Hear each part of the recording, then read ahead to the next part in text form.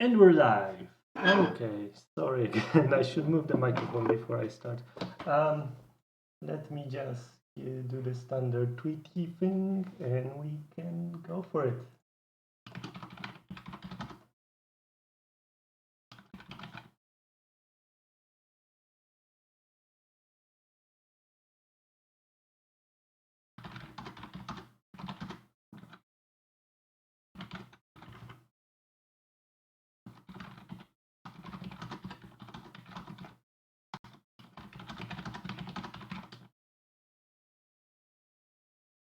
There we go. And yes, doing live. Let me just think. What is something using the network? There we go. All right. Okay. So I think I will explain a bit what we're doing today. Since in previous streams I've been working on the STM board, the STM32 MP1 breakout board, but I started to notice that I'm adding features, more and more features to it that I'm not 100% sure that they will work as expected because it's all new chips, new solutions, things that I haven't really worked on before. So it seems kind of scary to do a 4-layer board that will, cost a bit and take time to make and so on. And then it turns out I get it and it doesn't work. So what I figure out I will do is I will make a few boards, like a few smaller boards for each of the things that I'm not sure about. And then I can test those before I actually make the final board.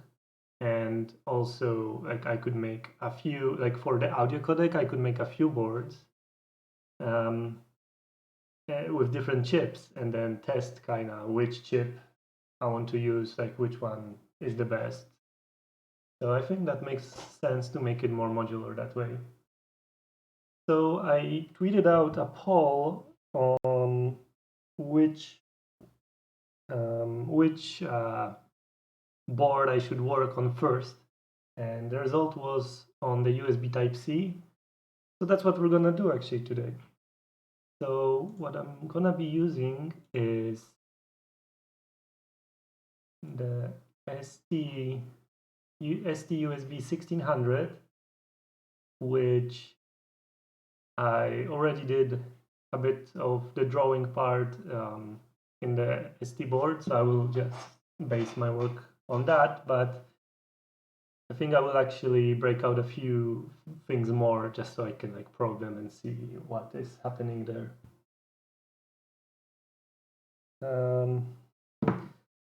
Just give me a second. Need to do one thing.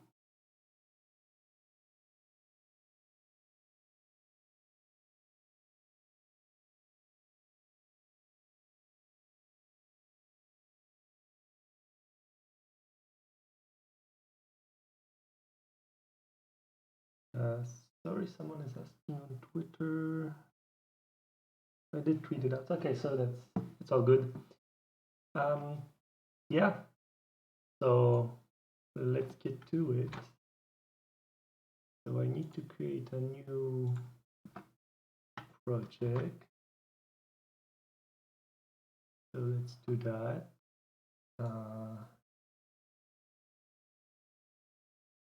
Now let's spend 15 minutes thinking of the name for it, or let's not. There we go. That sounds like a sane name. And then I was also wondering how should I manage my libraries, because I already created the symbol because it's not in the standard KiCad libraries.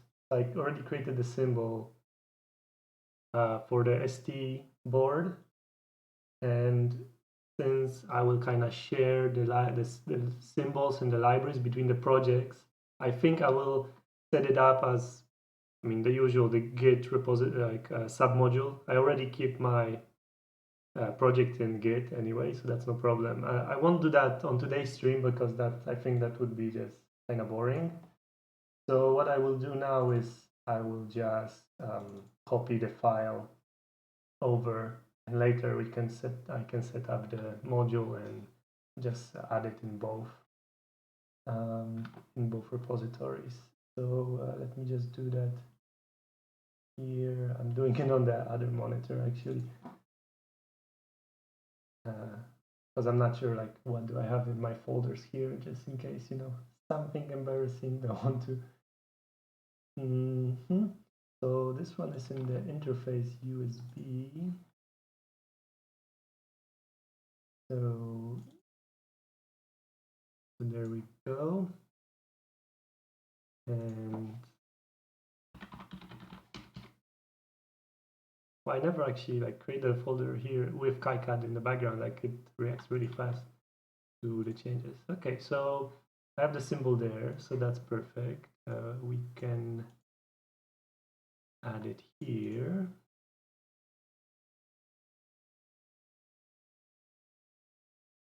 And okay, perfect, easy. Let's move this here. Now then I can add it. And KiCad needs a second. Hi, John. Nice that you were able to catch a live stream. I know it's kind of hard for people in the US. I'm not sure what time is it, but yeah, I mean, my streams are kind of Europe centric in regards to time. No real way around that. STUSB. Okay, there we go. So I'm not sure how much I will be able to actually do today. I hope I can finish the schematic, and yeah, we'll see if I get to the PCB part, but that will be in the next stream, which will, I guess, be on Saturday. Let's see. It's 2 p.m. That's cool. That's yeah, in the middle of the day is kind of hard for people if they work, but thanks for finding time. So what I will do actually is, that's the project. We'll open the work I already done over here, so I can pretty much copy what I've done.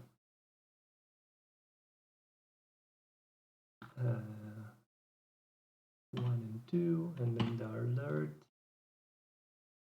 the reset, and the reset needs a pull down.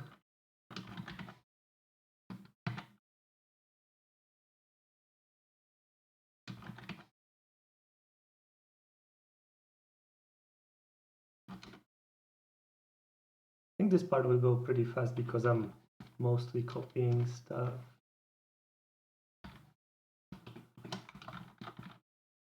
There we go.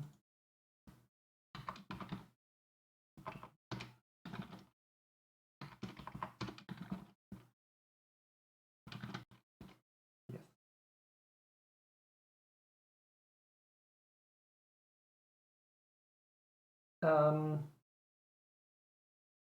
Yeah, this chip, I think the big part of the reason is that, yeah, it was recommended in the ST documentation, because like all the chips in their documentation are obviously gonna be ST, but this one I actually haven't looked at. Let's see and compare. Kind of have a quick look. Seems like a same chip, so I didn't really keep looking for it, or like for other chips, for other alternatives.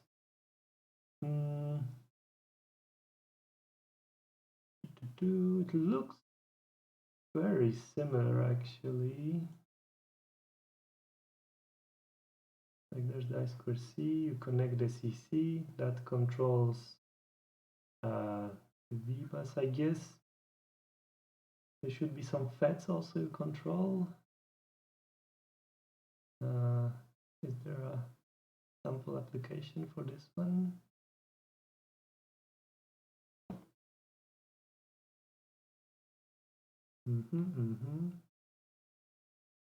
That's the reference, but this is for VBus enable. Because this looks like, is it sourcing or is it syncing or is it both here? Like, how does that work exactly here? I'm curious, because I noticed it did say on the first page it was dual role.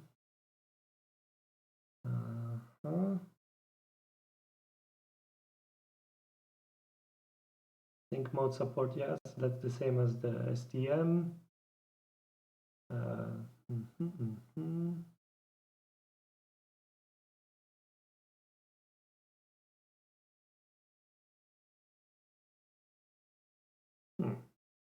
Interesting. I'm just curious, how exactly does it work? Right, because I mean USB Type-C can go up to like 15 volts, so if there's no external FETs, then does it actually, is it the chip providing that? That wouldn't make sense. It would have to dissipate a lot of heat. I'm unsure.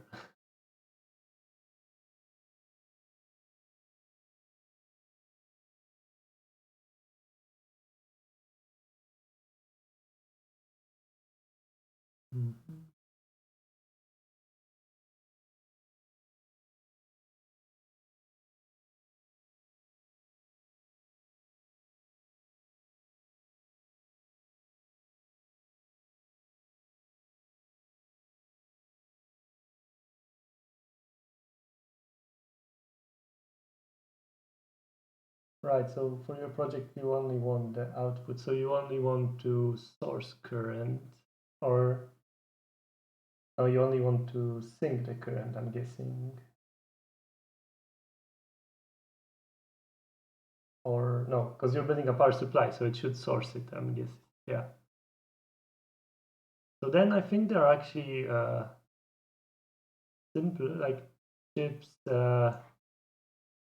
like simpler solutions than this. ST also has some, like, I don't remember now. It was some ST and then a triple digit number that kind of negotiated. Like if you only wanted to source, then it would just negotiate and be done with that. You might want to look into that, I guess.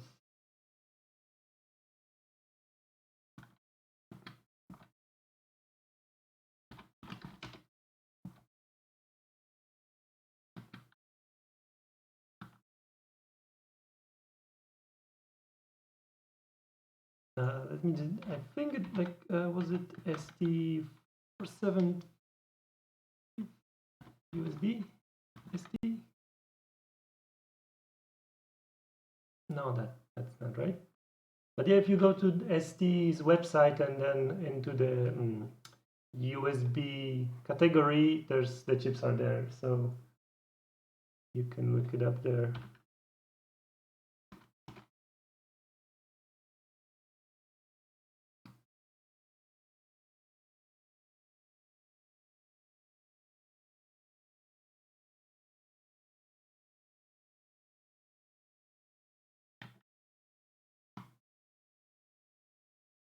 Okay, so here I was gonna just totally ignore these pins, but I think I will actually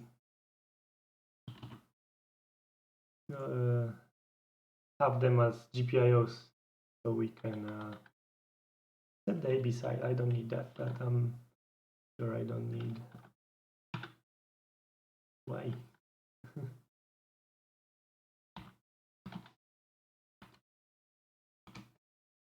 Okay.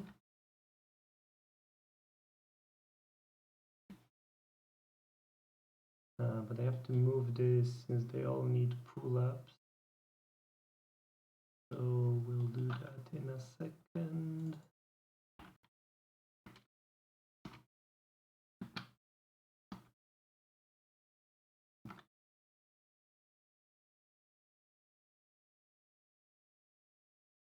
So yeah, anyway, what is happening? What is everybody doing? What is happening in the chat? Let me know. I'm always happy to engage with the chat. I think it makes for a more interesting stream, since there's a lot of sometimes mindless drawing here, then it's nice to engage. I mean, that's the reason I live stream, because why would I live stream? Like, what's the point of live streaming if you're not gonna engage with the people who are watching? Then there's no point for them to watch a live stream. They could as well just watch a static, well, a video.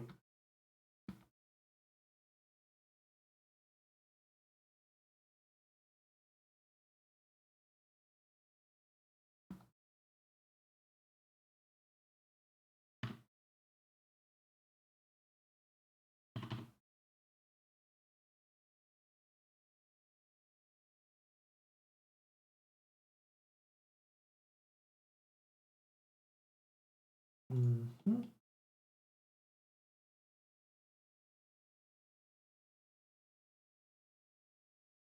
And then I have to copy this whole thing. But was it 4500?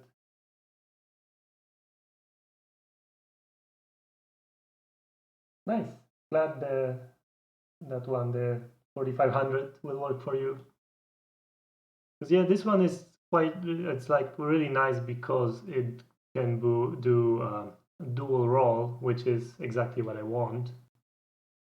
And then it has this dead battery detection. So if there is no power to the chip, it will just get powered from the USB and then do its thing. So that's really nice. And it's exactly what I want again. So that's really good. And then if you were here, like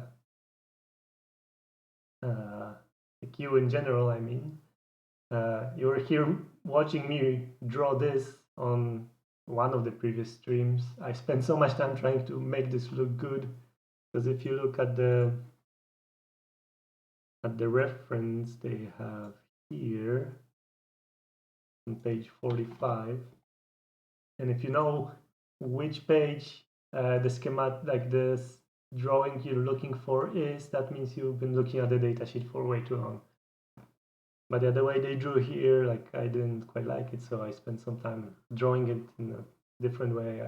I don't know if that was really worth it, but there you go. Right, so I wanted to make double check that VSys is 3.3 volt, and it is, so perfect. So we can just do this. And if this is your first stream and you're wondering why am I drawing some things very differently than like KiCad usually does, with ground being here and not down and power not being up, then I already explained it on 2 streams. I think that's enough with that. I don't want to repeat myself too much. So if you're curious, just watch, like, I think it was the second or the third stream, or the first. Just watch all of them, obviously, right? Yes, and sorry for the microphone quality on those streams, because I was still trying to figure things out. Trying to figure out how to write an Android app. Yeah, I'm not so good at apps. At least in Java, I've written cute apps for like Android and Symbian and Migo, and those I'm a lot better. Java and Android I try to keep away from.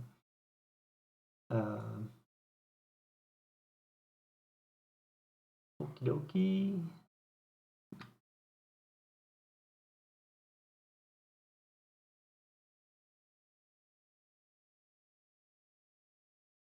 Exactly, so this is the VCon. I have to double check, because I already was, you can see I was confused here exactly what the heck should it be. And that's part of the reason why I'm making this board, to figure this out.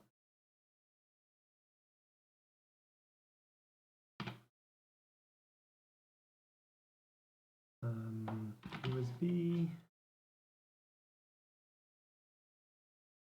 There we go. It's really cool that KiCad, like whoever made the symbol, made it and mainlined it, because this is I used to use this one and just no connect, but this one is so much nicer, cleaner, smaller.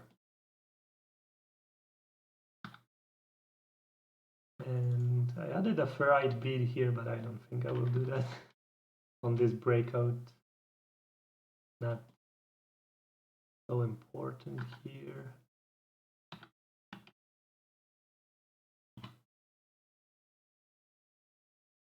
But yeah, good luck to you, William, working on the Android stuff.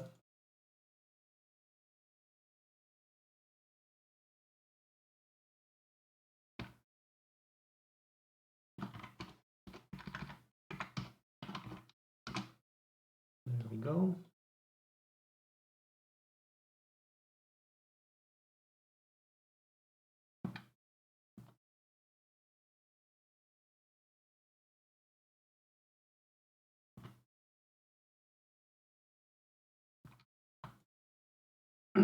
This is so much easier when I already drew this before. I'm just copying.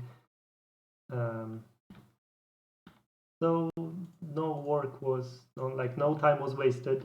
I'm reusing what I worked on. That's really good. Okay, right. I want to mention that I looked at these MOSFETs that they recommend here, or they mention here. I mean, come on. There we go. Like these STL whatever, and they are like somewhat expensive if you think, like, when you consider that you need 4 of them, and they are quite big actually. They're like, what was it, 3mm by 3, which doesn't sound like a lot, but you need 4 of them. So what I actually did, I went on Mouser and I found this Vishay MOSFET that actually is in the same package as the ST ones, and of course ST recommended ST MOSFET. But this one actually is dual MOSFET, so it has 2 P-channel MOSFETs inside. So I get 2 in the package in the same size. So I think that's gonna be some space saving. And if you look, it's actually slightly cheaper. Because it was like $1, so 4 of those, $4 just for some MOSFETs for USB. That's not so great. So I'm hoping these will do just as well. And they provide, like, they can drain less current, but I don't think I will get anywhere close to 6 amps because I only want the 5 volt. I won't be doing any boosting to like 15 or 20, whatever. So I just want 5 volt and 1 amp. So yeah, this should be fine. So I will go for those, and I'm hoping, I haven't checked, that KiCad actually has a 2 MOSFET, 2 transistor, I don't know what's the correct terminology, symbol for that. So I don't have to draw a custom one. So let's see, channel.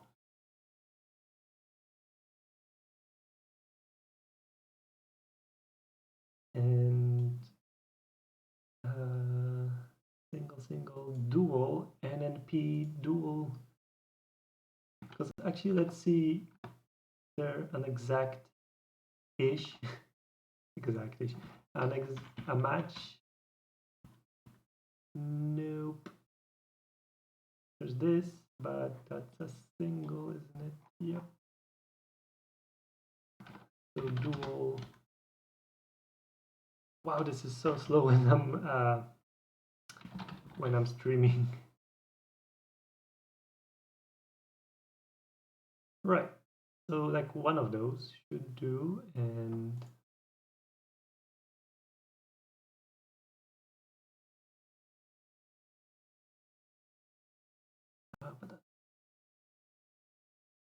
N channel, P channel, NP. How about this dual P channel? There we go. So that's perfect. And I'm not sure if the footprint will match, assuming that there actually is a footprint for this package. So I will just like modify a footprint, or maybe I have to create one from scratch. So this should be fine. So I have one unit and then loading second unit. Perfect. And then we redraw this beautiful schematic.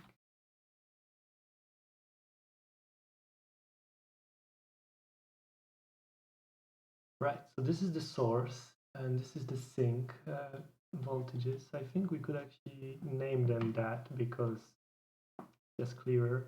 I don't think there's any good symbols here that would express this.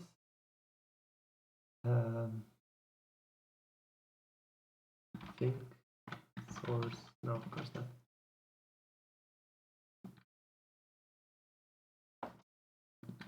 So we just do sink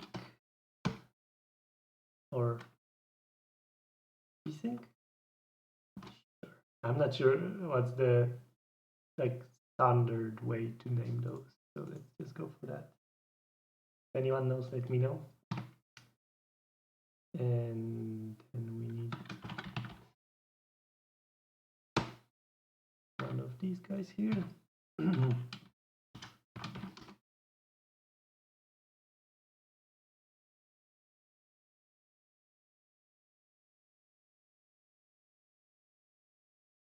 Okay, so we're 30 minutes in, doing pretty all right, I think.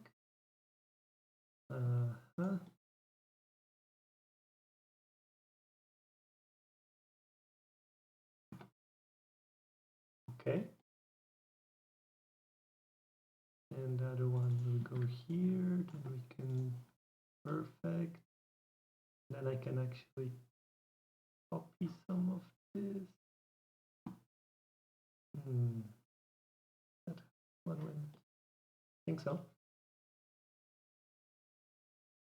Okay, so this should go to the sink. Is over here. Or, nope, my bad. Over here and over here. I will have to double check this with the original schematic, or yeah, the datasheet schematic, just in case I screw this up, because I didn't double check this. I just kind of did it and left it for checking later. Okay, but this is so good so far.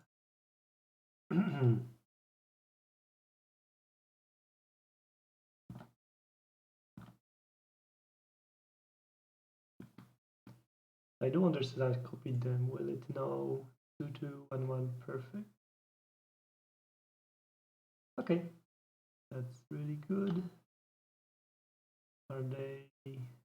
Oops. Now look at that.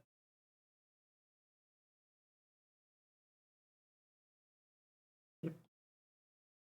That's really easy to screw up and it would not work.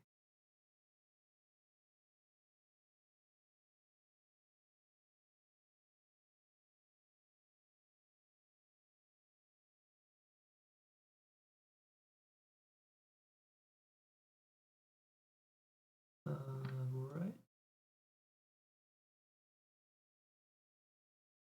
I see the problem. It's one of. There we go. And that's a separate. And we can call this one V source. And V snick.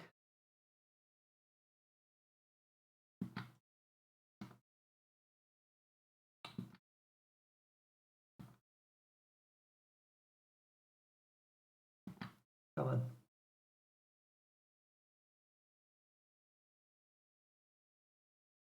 Correct. Yes. And there we go.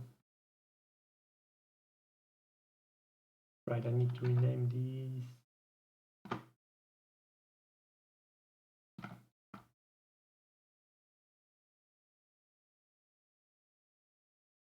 Data sheet. Oh wait, I had it here actually. I'm just curious. Is like the first part? Yeah, that's the first part is enough to identify those. Cool. So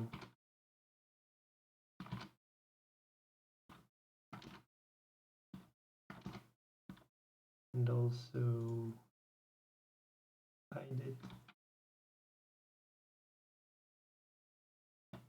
This is just like for show. It doesn't matter really, but usual. I just like it to look good. Okay, and then we need the we need the cap.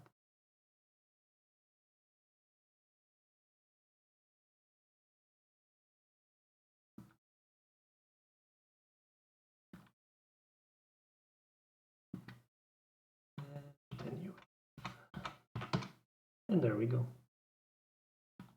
And there we go. Right. So I'm thinking,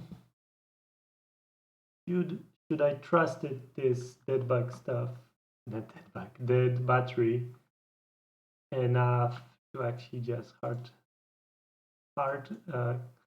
code the connection, or should I put it as jumpers? Although that would take a bit of PCB space. Then I don't want to. Okay, let's just to be sure, just to make sure I understand it. Let's read the definition of this one more time, because I'm fairly sure I get it, but I can never be too sure. So this one is quite nice because it has all the pins explained here. So when it's in dual role, yeah, exactly. So that's internally, that's just pull downs.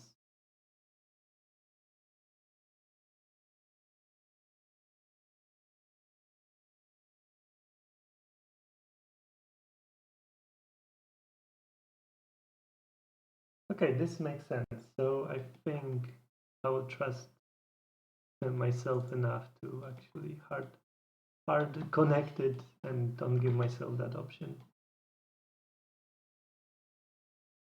Okay, now we need to 1, 2, 3, 4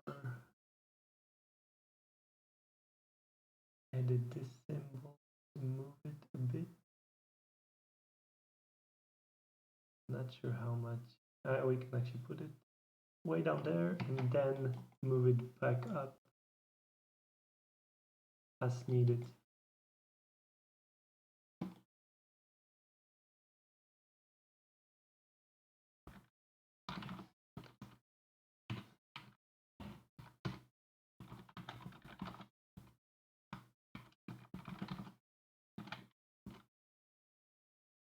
Okay, and according to the schematic here and like the description up there, all of these need pull-ups. So we pull them up. 10K it is.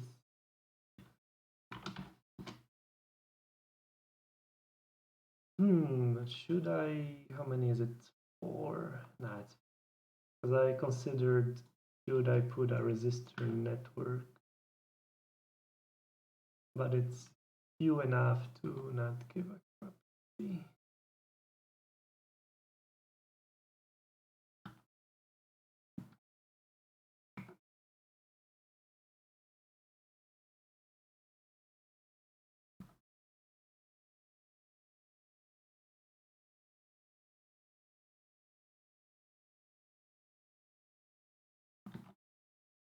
Yeah, all right, the vcon, I did say, no, vcon.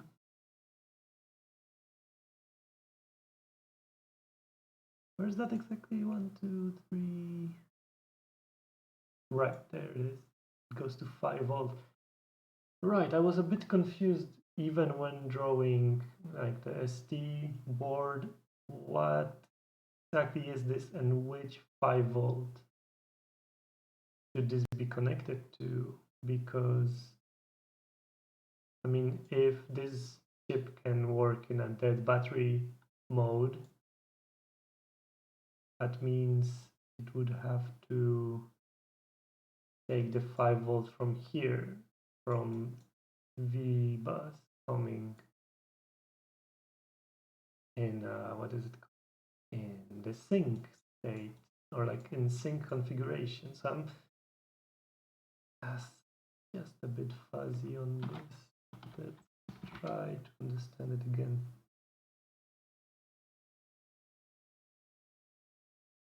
Or is vcon actually providing power? Because this doesn't explain.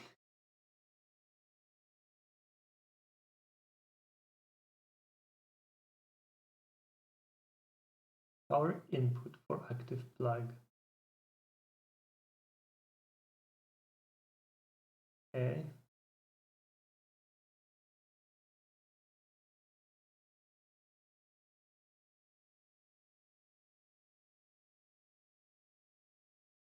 To provide power supply to the local plug.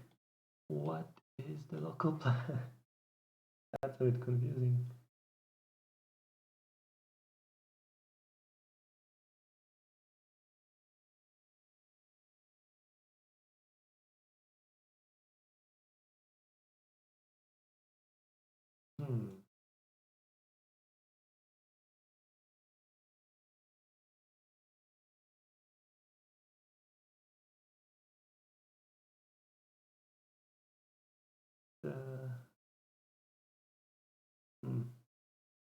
I know I'm reading on stream, which is super boring, but trying to understand this.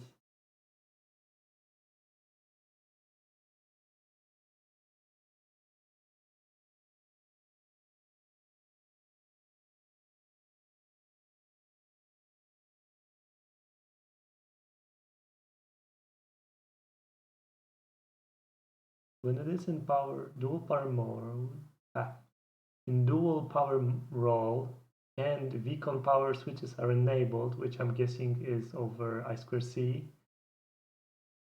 a valid connection to a sync is achieved, and sync is right.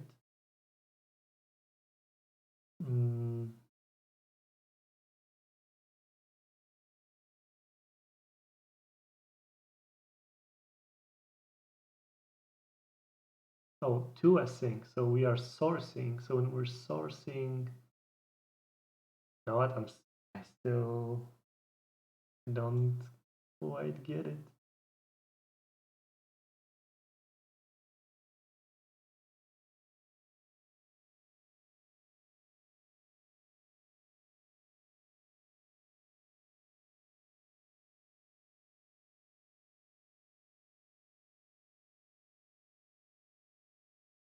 Yeah, I know I checked that it can actually run off battery, like, so it can go down to 265. So then I can run it off the battery on 3.6. Whoa, 2 viewers at the same time. Okay. Yeah, just the viewer count went from 4 to 6. That was sudden.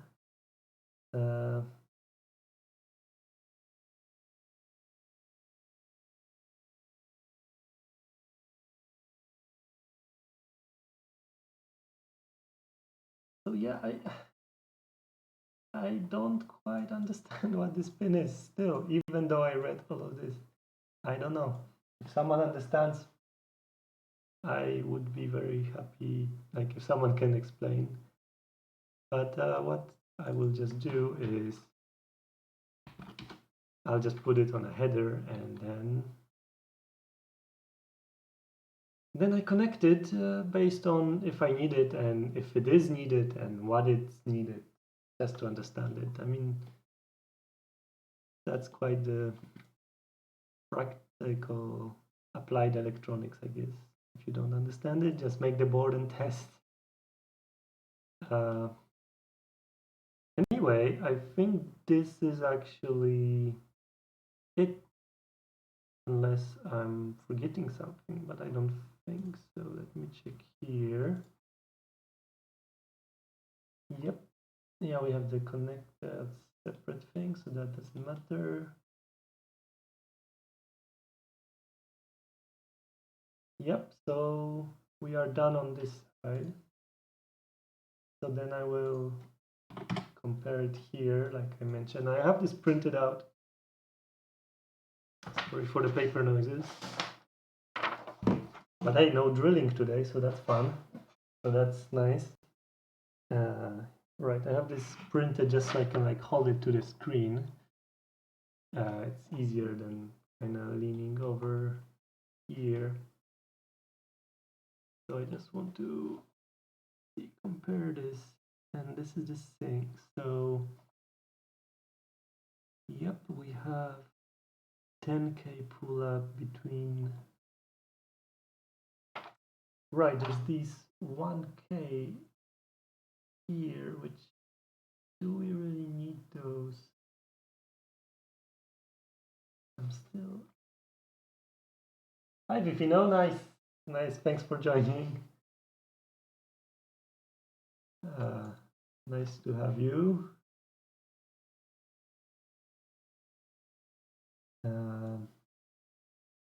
Right, this 1K, I'm still not sure. That's another thing. Do I actually need them? What is their role? This is what happens when you're like self-taught. I have some holes in my knowledge because yeah, it's all kind of self-taught based on failures and successes and failures. I think since this is just two resistors, and if this could potentially make it not work, I will just put them. But that's not a good lesson. Like that's not the way you should do it. You should know what your board is doing.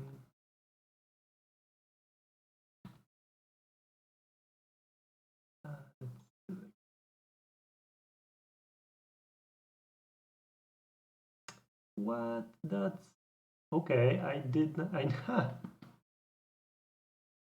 Wow, that's interesting. I thought it would just have a. Wasn't that? It used to be like that. I think that if you put it in the middle, the wire would just stay. That's why I usually delete it, put it, and then connect it again. Okay, today I learned either they fixed it at some point or it was always like this. That's really cool. Huh. That's good to know. Okay, so let's keep comparing. We have the sync, correct, the 1K. Connect here, then there's the pull up. Yep. Correct. This one, correct, goes to USB. And then this one is the source, correct. This way.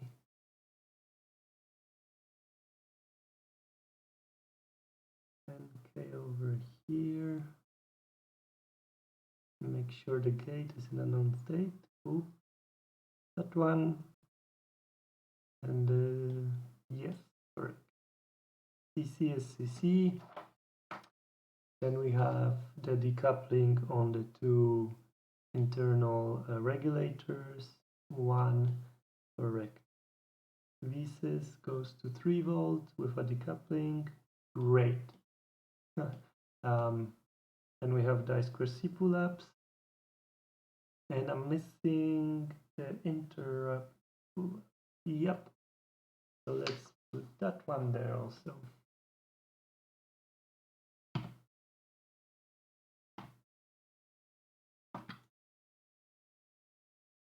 Yeah, there's no shortcut for duplicate. I guess I could assign one, but then it will break next time. Next time, like I reinstall on a different computer. That's a bit annoying.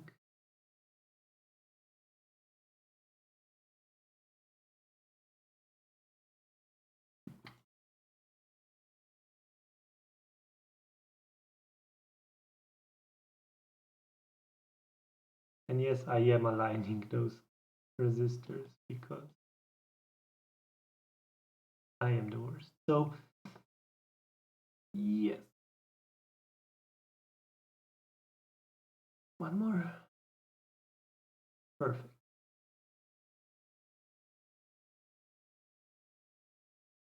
Perfect.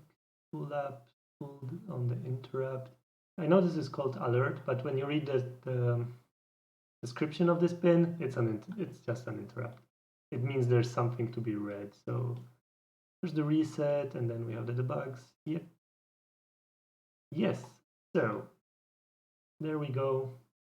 Now we need just some headers. Yeah, some headers.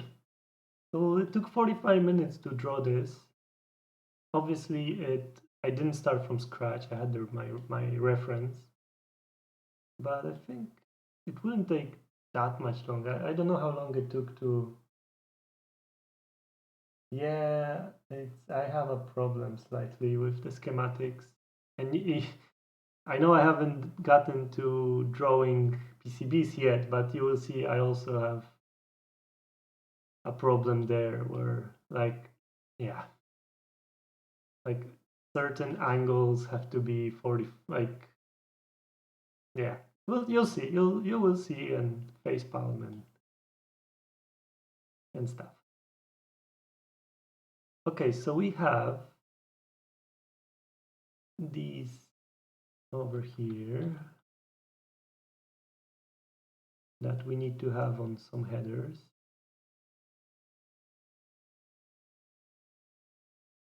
And then also a ground and a 3 volt. Correct. And why are there? Oh, okay. I remember when you select, the NCs somehow don't get selected. I don't know. So this is what we have. I don't think there's an option to like align them nicely. No. So what I've been thinking for this is to actually make it somewhat standard, as in PMOD standard. So that would actually work quite well, I think, because PMOD has the ground, 3 volt, 3 volt, and then 4 pins, like on the top, let's say, would be these 4 I2C pins, and then the other 4 are these GPIOs, and this would be on a separate header because it's all voltages. So that sounds reasonable to myself, which maybe I shouldn't judge, but I think that's all right. So we need a connector, 2 by 6.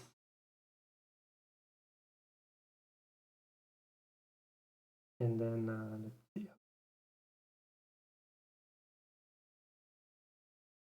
Yeah, this one looks nicer, but then I think the footprint actually assumes that you use odd and even. So let's do that one.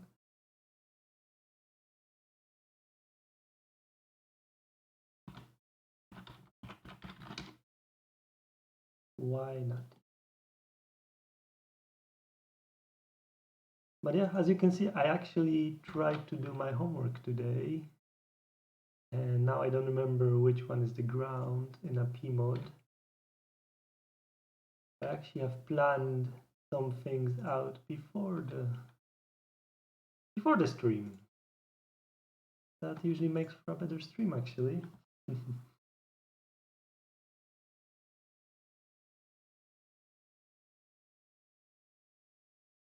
This is not a line. I can't. This is no way to live.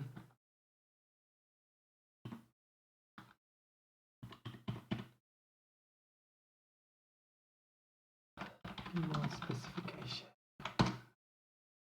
Sorry, I have to double. Oh, that's actually not the one. Because this is the old specification. They have a new specification just for like I2C, which is a blog post. Sure. I mean, oh, actually,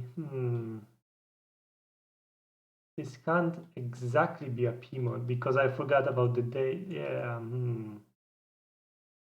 See, now it's a problem because now it's more than a P mod allows. And you don't want these two, which is this is high-speed USB. It's supposed to be to go over wires. So it would be nice to have them on the connector. I think what I could do is actually put these two, the bugs, on a separate connector because I don't care about them that much. I know they are not that important on this chip. Like these two I want, especially the attach and obviously all these. Yeah, okay, so that's okay. And crisis averted. Right, so it's ground, so it's VDD ground and then these. Okay. Oops.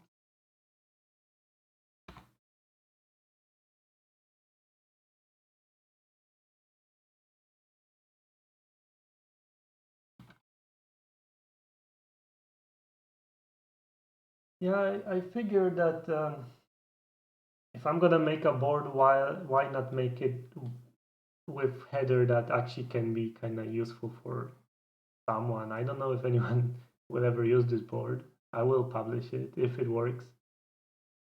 So yeah, might as well do it in a standard way. So reset, interrupt is last, and then SDA, SCL, or yeah, clock. And these four are just GPIOs, so don't care. Yep, okay, so no good way to do this because it's on top. Exactly, and I have these male PMod connect or headers that I bought for other PMods, so just do it.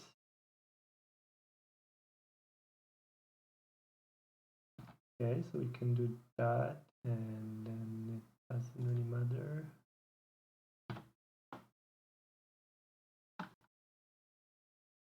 I'm thinking if the debug even needs a connector, if I just should do test pads. Connector doesn't hurt. So what do I need? I need 1 times 4.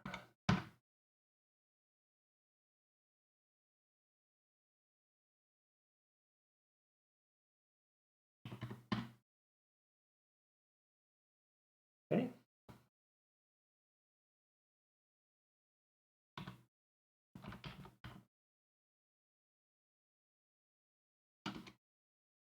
Let's say that's all right, and then I'm tempted to add ground to this one, but it doesn't matter.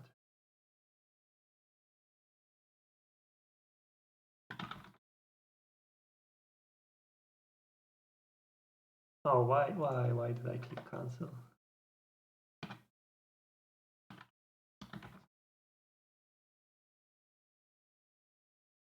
Sometimes the hand is faster than the brain.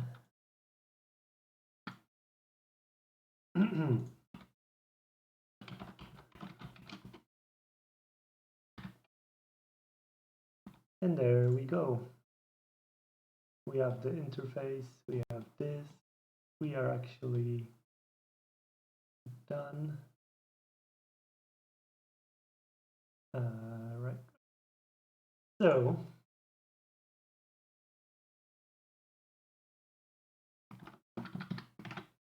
save it. And we do. Oh, it needs annotation. I don't understand why. It knows it. I need annotation. Why can't it just like ask me, do you want to annotate? And then just show this. Like I have to close it and then go back. It costs like seconds. Seconds, I tell you. Okay, so what is your problem here? VBus valid because I think I exactly. I miscategorized it. That should be an input. Or my bad, these all should be outputs actually.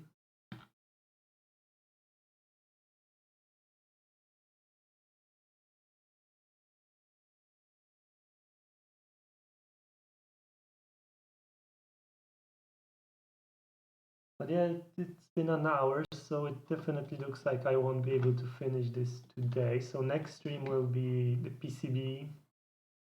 Well, I will start today a bit. PCB work on this, and then after that, according to the voting, it will be the audio stuff, which I found quite a nice chip for that. Yeah, I tweeted about it, so if someone is curious what it is, they can check it out there on the tweets. What is your problem? Right, need some power flags. Was KiCad gonna KiCad?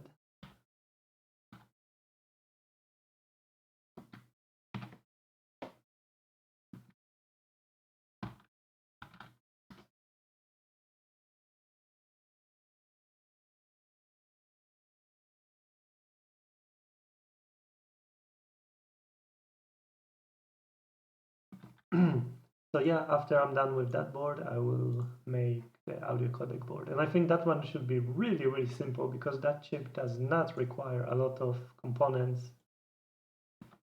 Really nice. So hopefully that will be the next one. What else is the problem? The VDD, right. So this is a power, but since it goes through this FET, like this MOSFET, the net kind of become right. Like it loses that power input because this is power input, right? Yeah. So this is an input and VDD also an input.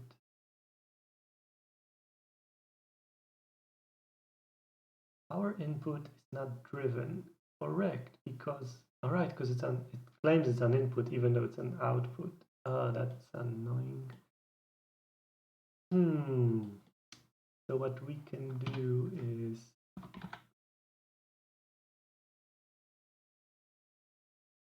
another flag somewhere. Just here. And then add a flag to it.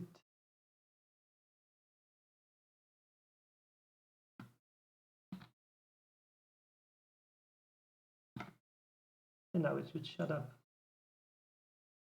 Perfect. Okay. And 59 minutes. So it took an hour to do this. Very nice. Just let me double. Anyone notice something missing or like that?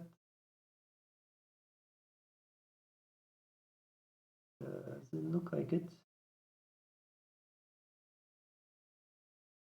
All right, then let me just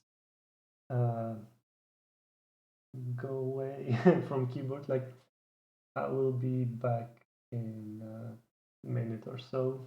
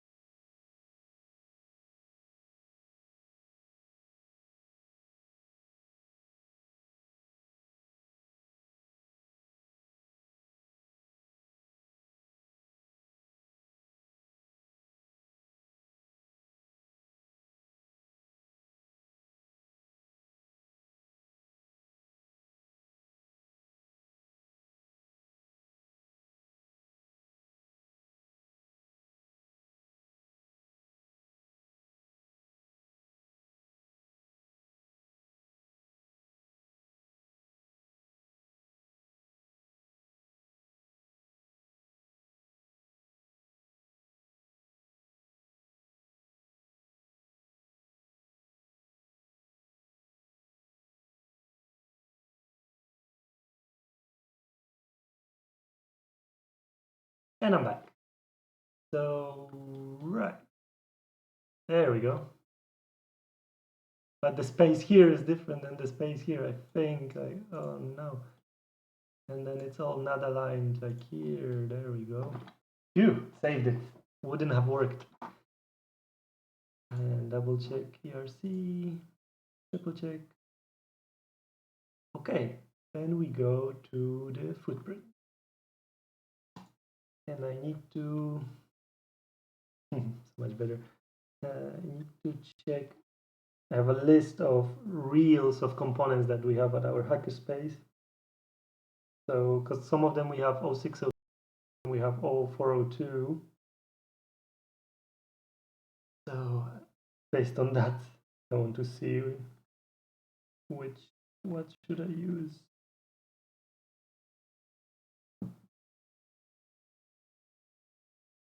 Right, so 10 UF we don't have, or even 1 UF we don't have in the 06, 0402. All right. Oh, this is taking some time.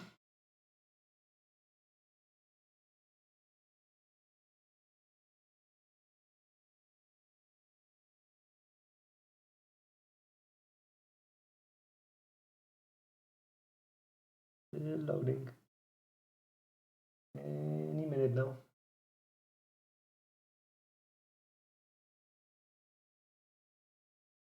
Will it cross a minute? Nope. Oh, the excitement of this stream. Will it cross a minute? Uh-oh. Oh, come on. But I saved. There we go.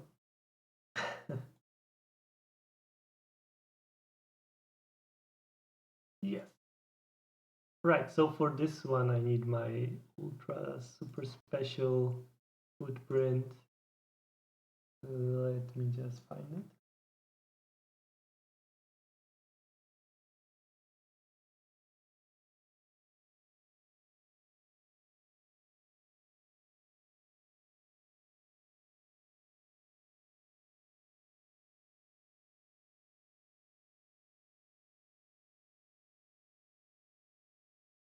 Oh, I'm cutting out. Oh, that's not good. Yeah, I can see. I can see YouTube is complaining.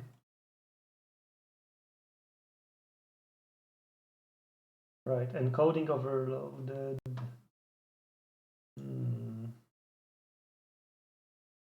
Damn. Give me a second, I can change some settings. Maybe midstream. I'm not sure if I can do that, but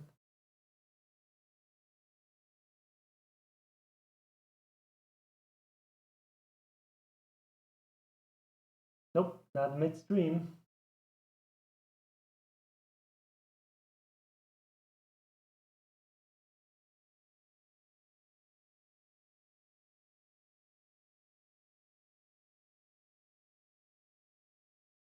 Okay, but now it's saying the stream health. Oh, I get it, because I think the CPU was actually busy with doing this, so the stream got a bit slow because of that. Or maybe not, because I can see it's still complaining a bit. Damn. Well, that's not good. That's just where things were getting interesting.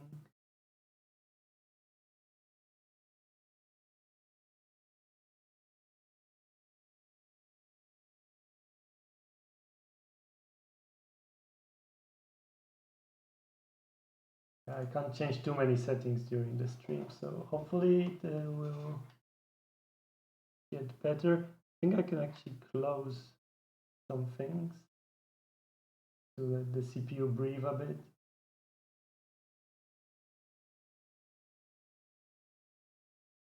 No, nothing left to really close. Okay, hopefully it will pick up. Let's keep going then. Let me know, keep me updated how that's going.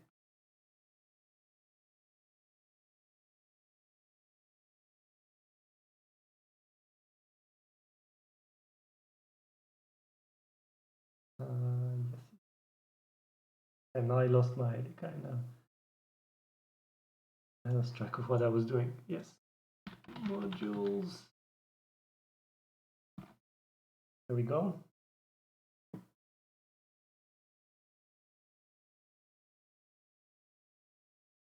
Yeah, I'm still looking at this.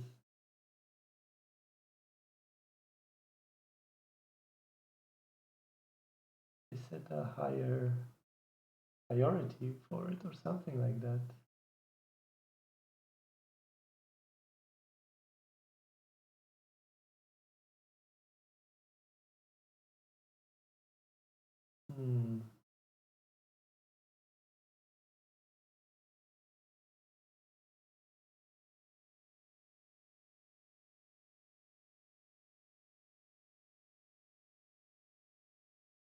Sorry, I'm still trying to find if I can adjust some settings. Let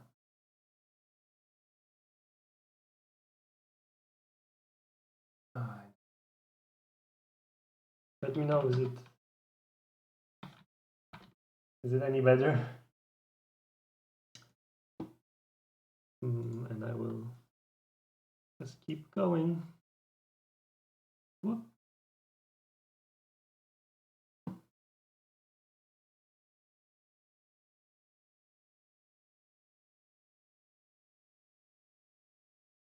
Okay, so for the USB, we go for the USB. Where is it? Oh, it's in connector USB there. Perfect. Then for the PMOD,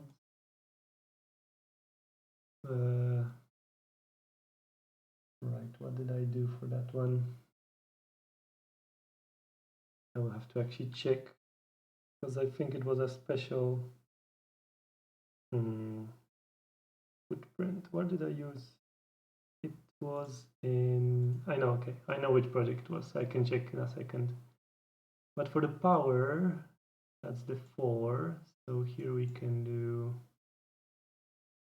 in header with 4 pins. Vertical. I actually like to have this one on the side, so I see.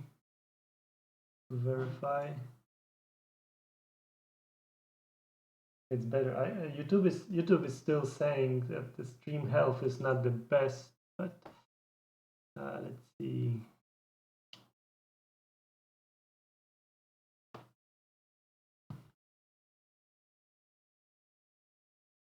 Okay, so the 10K, 1K, Also 4.7. Okay, so all the resistors I could actually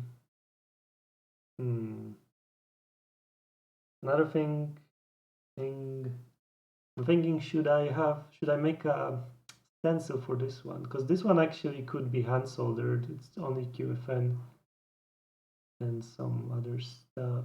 But I will probably do a stencil, yeah. Because if I hand solder, then I would prefer it 0603, but like stencils are so cheap these days that it really makes no sense to hand solder, because you know what you spend on the stencil you save on the time. All right, 042. The only annoying thing with KiCad's 042 footprint is that it doesn't have the silk and the lines here, and that's a bit annoying. And then these will actually be 0603. Yep, because I don't have any of those in 0402. So that's a bit silly, but let's do that. And then the STUSB, it's a QFN, but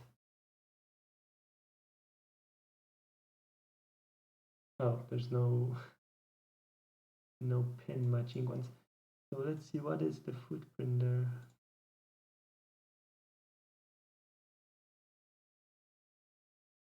It only comes in one. Yep. So 24.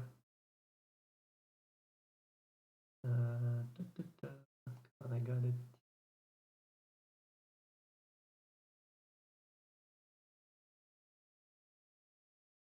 $24. Oops. I shook it, and Windows 10 is way too happy to show the desktop.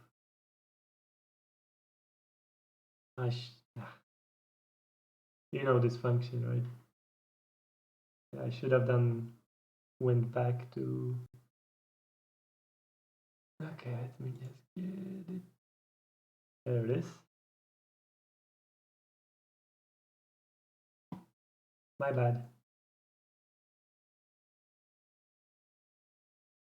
But yeah, meanwhile, we can actually check here. It's 4x4 with one EP, 25 pin. Okay.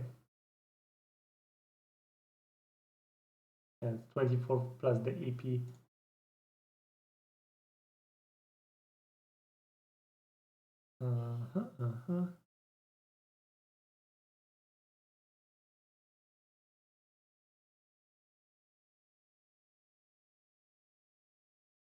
So 4x4, that could work.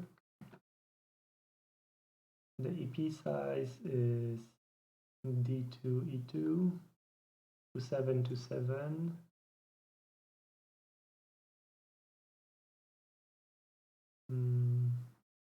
Let me just open this.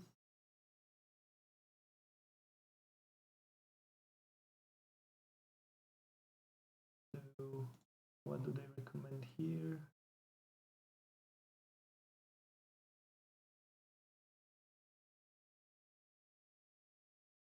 Seven.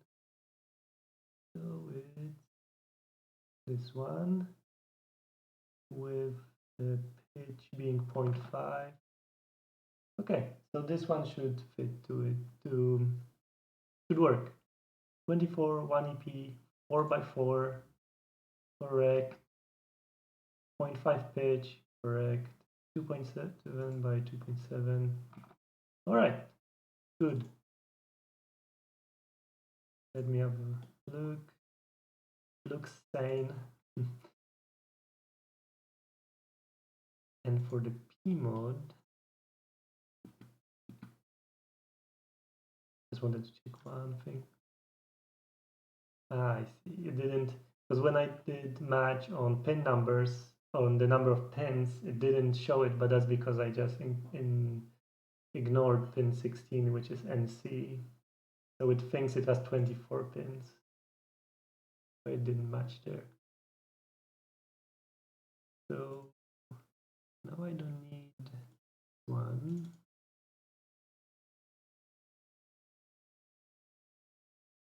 Any minute now. Oh, did that crash? Amazing. KiCad crash number 4, I believe. And now this one will crash probably also. How? How? Yep. Look at it crash. Come on. Yep. It's good I just saved. So that's 2 crashes in like a minute.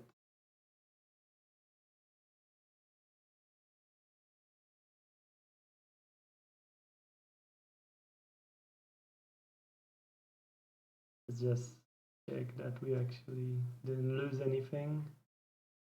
I really don't want to click that because that will take forever now.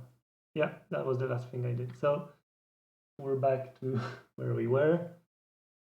So that's crash counter 5. And let me open the project. This one, I believe. The OLED had, yep. Okay, so where is this symbol? All right, I made a separate symbol. So I might actually do that too. And then which footprint did I use?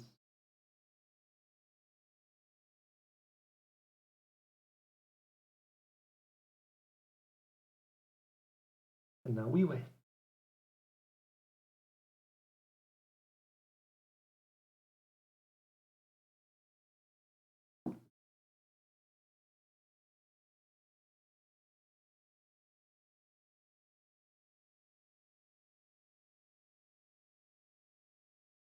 Right. So both the symbol and the connector are custom. That's not a problem, not a problem at all.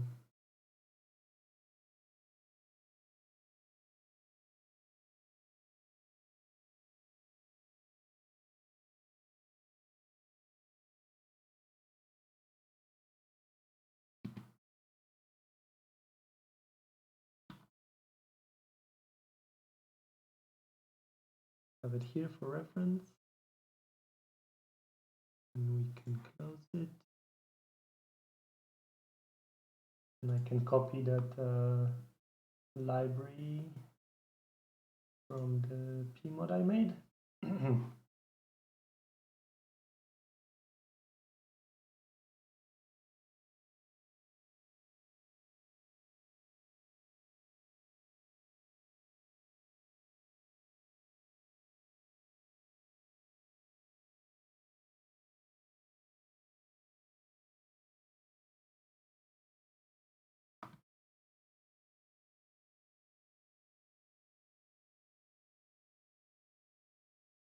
Seems the neighbor is hitting something with a hammer. I don't know if you can hear that.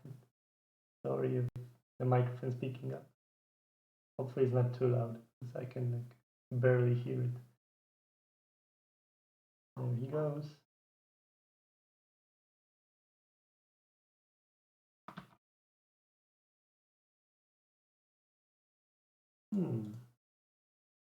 Seems to be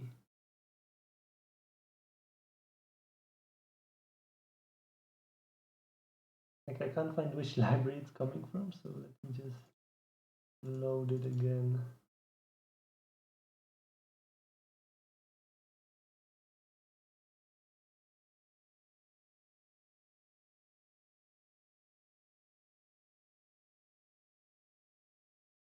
Oh no, sorry. So the symbol is generic. It's just the footprint. Yeah.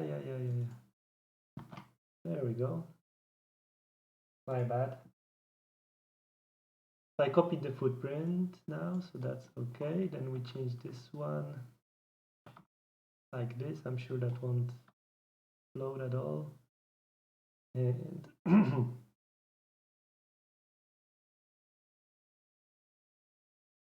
so we flip it, or actually we flip everything except it. Like this. Yes, correct. That looks right. And lastly, we assign a footprint to it, and then we're done on this part. Oh, there my foot. Ah. So see, that's a bit. That's another thing that that is missing. Like, why does this window not have the option to edit footprint libraries? This option. Like, surely you might want to do that there. So that's a bit of an oversight.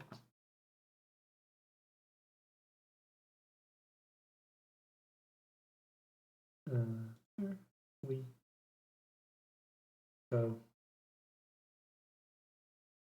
And now I think we have everything. And if we don't, this dialog will actually tell us in a second.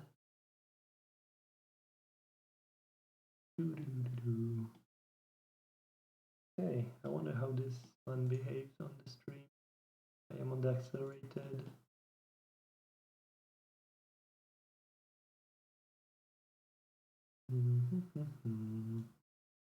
Zero errors, zero warnings. So that's good.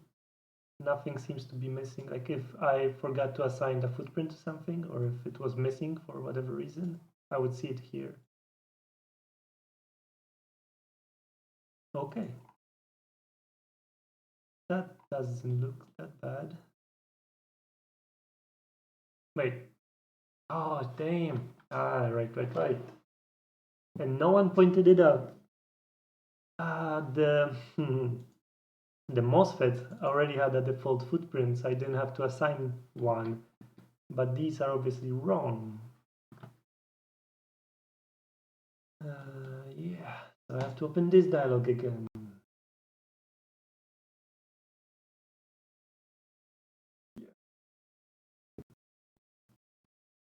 And if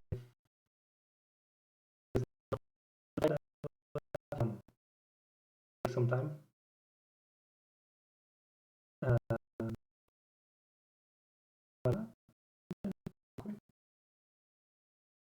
let's give some time. Meanwhile, I can actually open this for reference. Because I'm thinking possibly KiCad might have a footprint for a single MOSFET version of this. But this one seems quite like special and I don't know, not so popular. So I have doubts if that one. And I see I'm cutting off, like the stream life went down again, or the stream health went down. Yeah, I can see the bitrate went super down.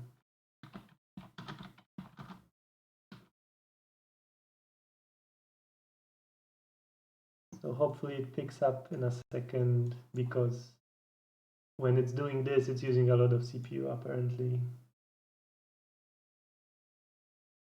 But it should stabilize in a moment.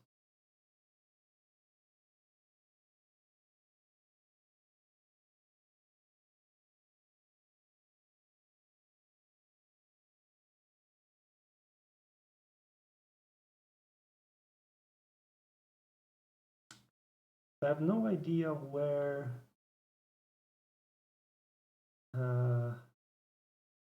to even look for these.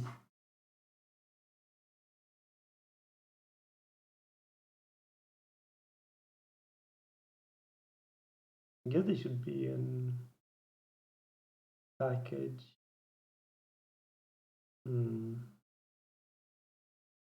I would assume they would be like here, but they're not. I can do this. I don't know how that affects the CPU. I'm pretty bad right now.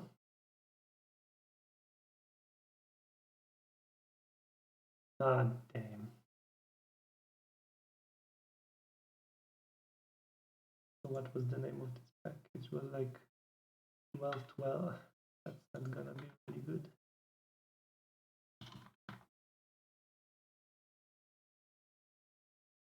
Oh damn, look at that. How nice.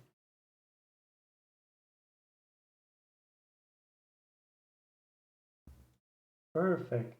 So there is a footprint for this. In SO. I mean, sure. 12-12-8 dual. That is exactly that one. That's good, except I'm not sure if the pin numbers actually are correct. So let's verify that.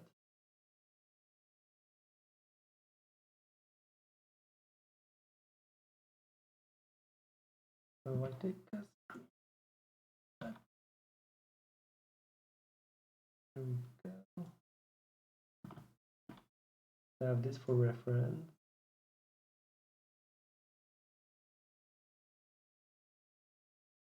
And then we do like a three-way merge window.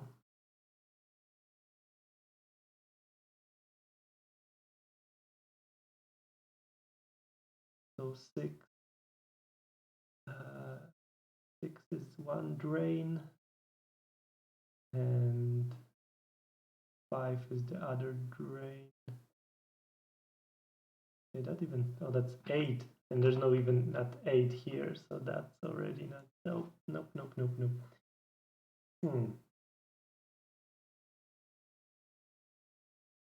You know what I'm wondering is, why is the stream still bad? Damn.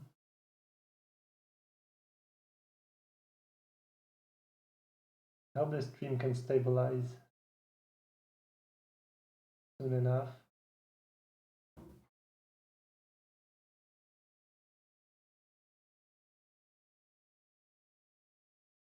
What I'm wondering is, since there is a footprint, which symbol does it is it used by?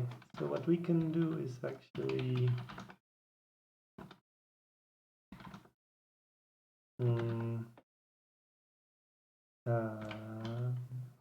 probably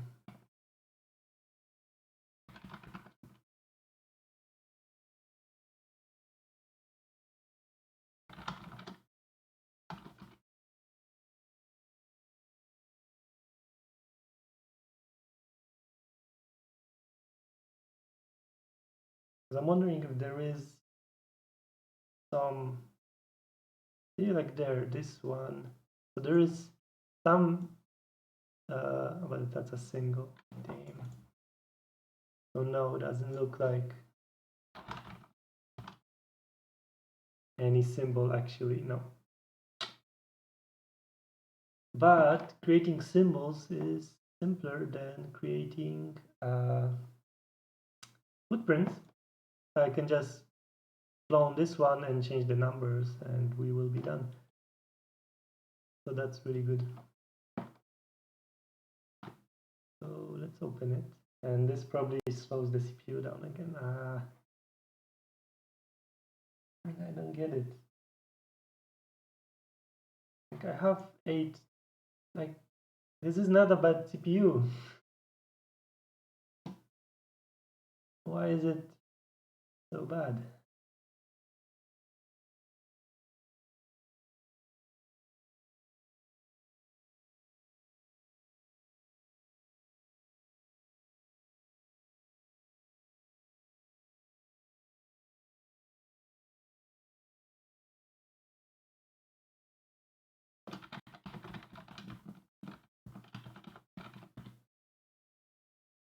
Okay.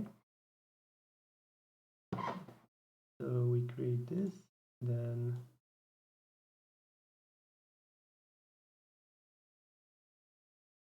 kind of lost it, so I can find it like this, and then we duplicate it.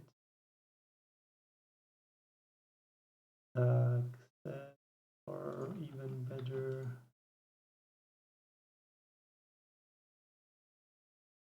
I copy it and then I paste it in my own here, paste it to this.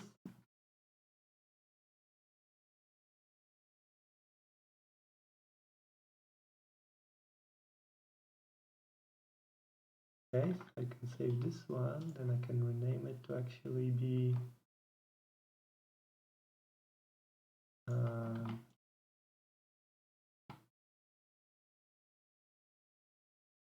this, and I can change the footprint.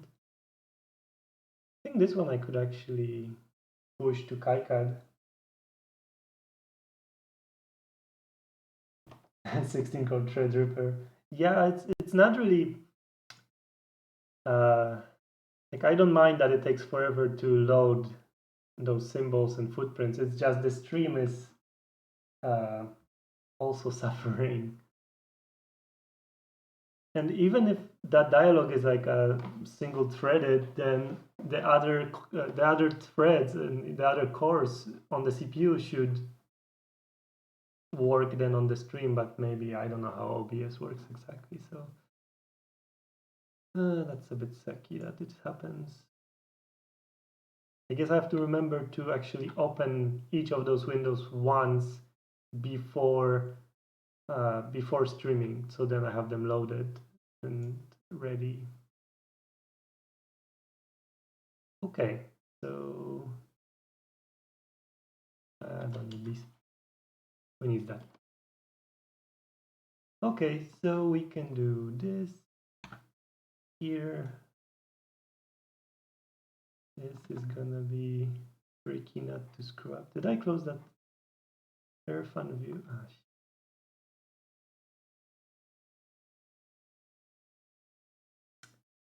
is it still in my? No, it's not. No.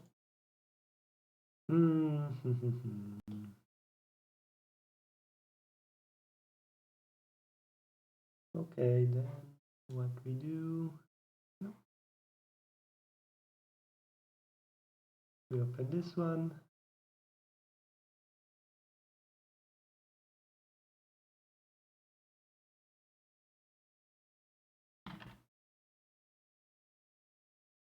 Oh.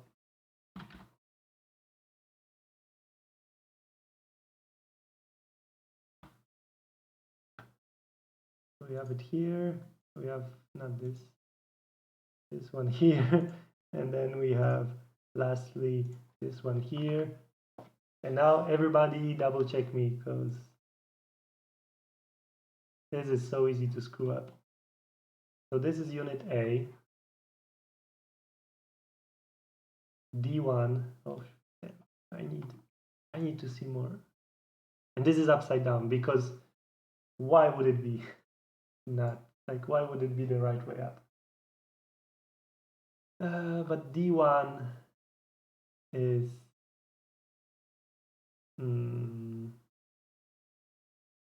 wow, it's this, isn't it? Because you flip it down. So this is 6 is D1.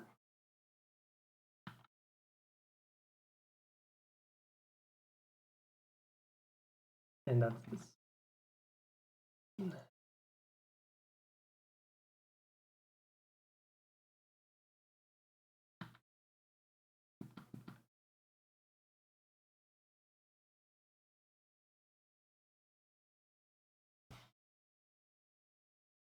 It doesn't help that this is flipped. So drain, this is the drain. Drain is 6. Is this correct? This will not take 15 minutes just because I really don't want to screw this up. This is D1. D1. Okay. And source 1 is this. So 1, that checks out. And then gate 1 is 2. So that's correct. Does everybody agree? That is the drain. This is the source, correct? And that's the gate, correct. On this unit, we remove one of them, and then the drain, which is here, is 5. And then the source is 3 and the gate is 4. Is that correct? Oh, I think that's correct. I can kind of check one more time in the actual PCB. Okay.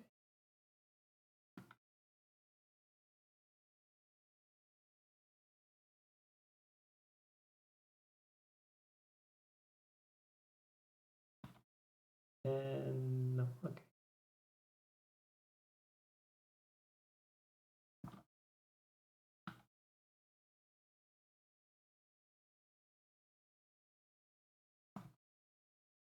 Who would have thought that the MOSFETs will be like the most scary and challenging part here? Okay, actually, so this won't tell me much, but it's still good. Update.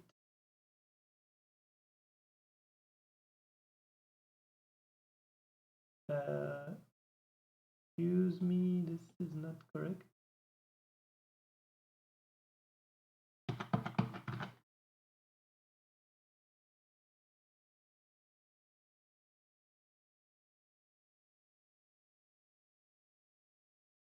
There we go. Right, because I changed, so I think it changed.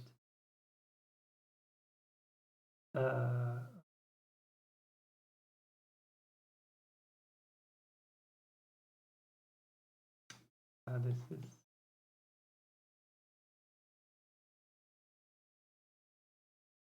because I changed both the symbol and the footprint, so I think it lost like its unique ID that was tying them both together. I just really want to check this again because I don't want to do this wrong. D1, 7 and 8, which is here. It's actually funny because this symbol would work for this if whoever created this actually named these correctly.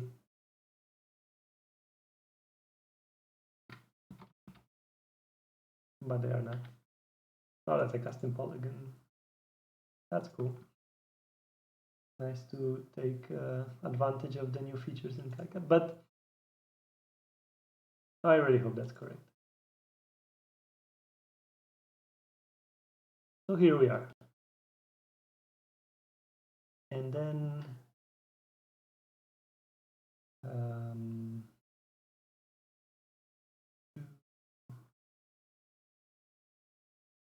there we go. And remove some of these that I know I won't need. Right, that one doesn't have a designator at all.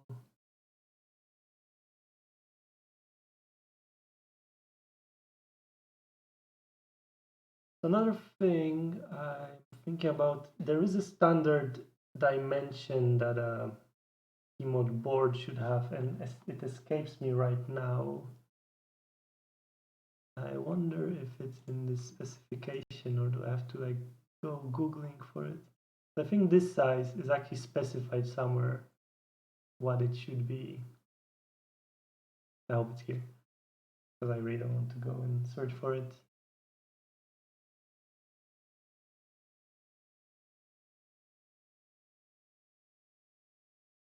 There it is, 0.8 full I2C module. I mean, that was the old footprint, but I think it still stands.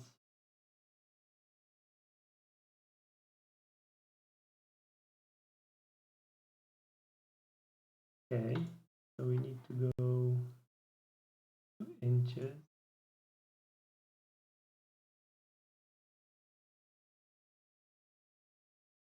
There we go. If we make a rough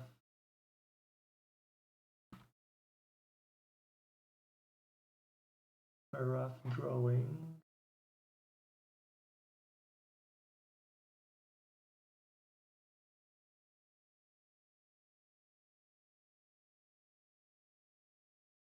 okay, then this should be here.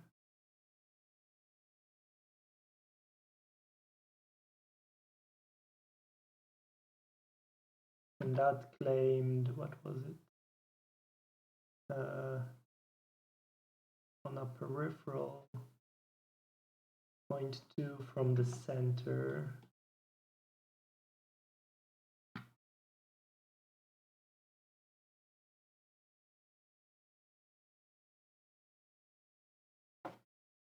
So it's actually exactly like it is right now. Interesting.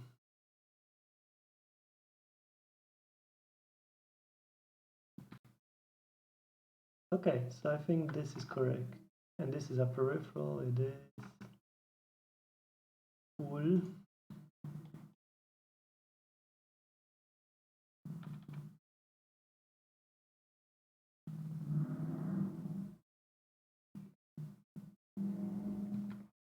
One more thing before I change to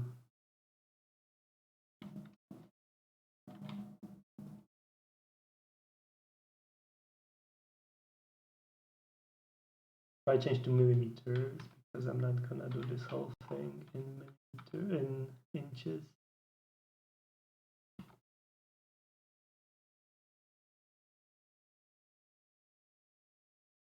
Let's do this. And it's in the center. Yep. That one didn't have the 3D, did it? No. I can actually add it already. And it is somewhere. I'm still not using the actual connector that it should be, but oh, it's not here. So to actually use a, okay, then I can add it later. That one actually has cool.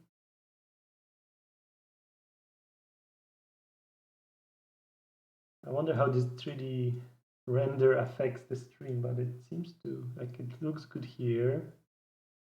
I don't know how it looks on the stream yet.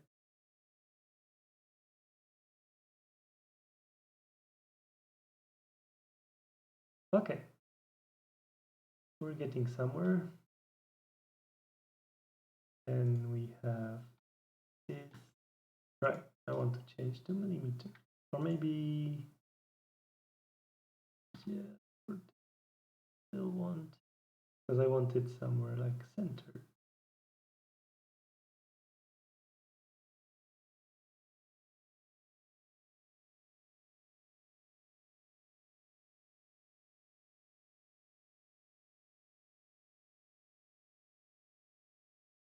Yeah, one of the problems I see already is data pins obviously should go directly to the header with as few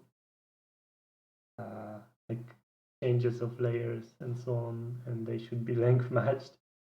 So that might be a slight problem here actually, but this board is more about the power stuff than the excuse me, than the actual USB, but I obviously want it to work as well.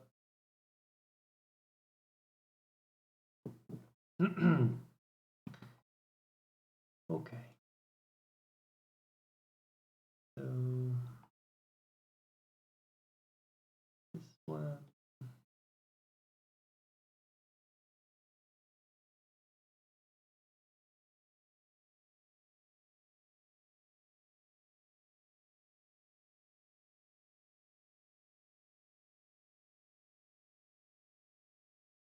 Okay, so I think we can switch now to something more sane.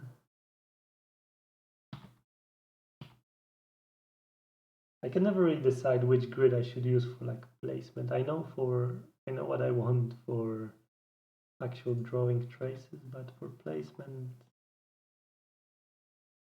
I'm not sure really.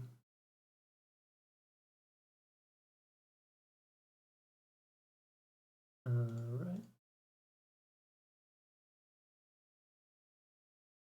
And then let's have a look here, like this one. In fact, I might want to flip, especially because of these keypads.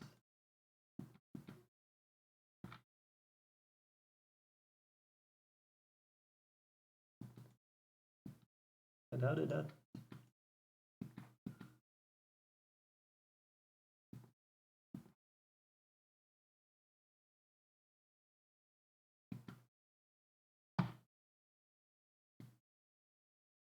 Okay, this seems to be a good way to do it. Just because it's easier to route those.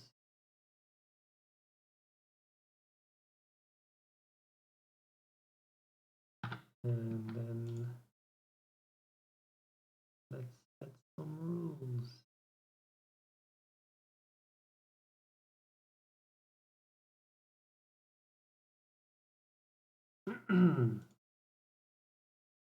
Right, for line thickness.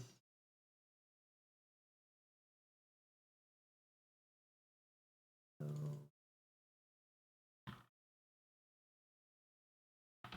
I mean, this is a small board, so I want the defaults to be pretty small. And then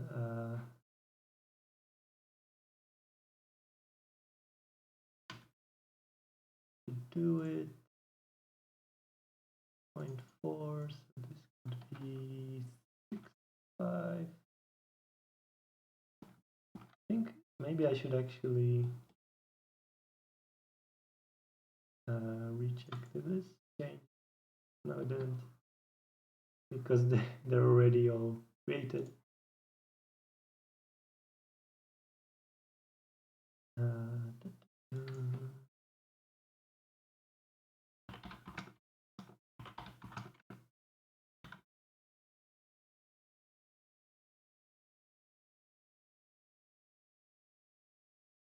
There we go.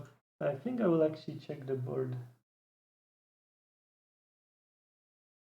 Yeah, 5 if you know, thanks for stopping by. I'll check the board that I just made recently. Fuel gauge one. What rules did I use there? I forget.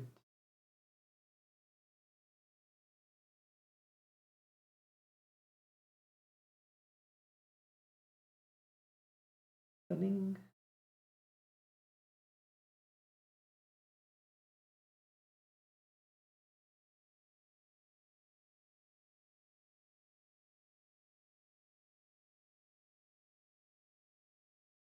Alright. 35 drill. That could work.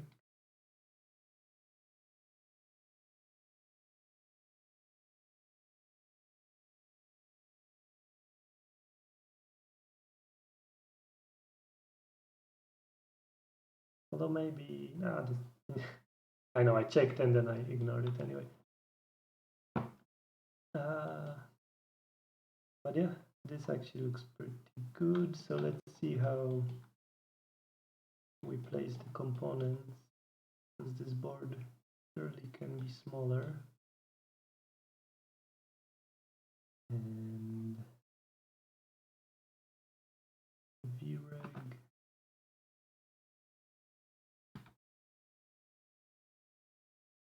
Right, so these two can be here. They're all 603, aren't they? Yeah, they can be like this close. That's correct. Oh, 402 might not be that close, really. And then I can create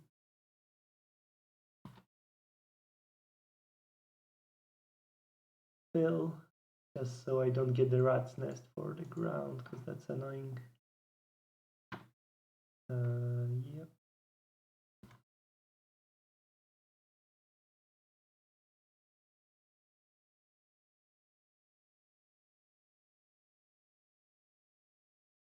There we go.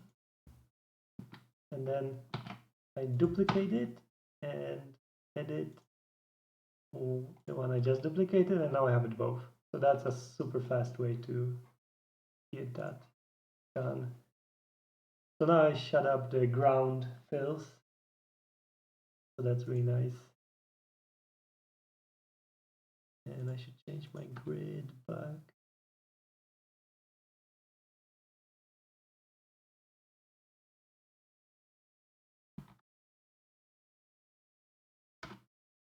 Okay.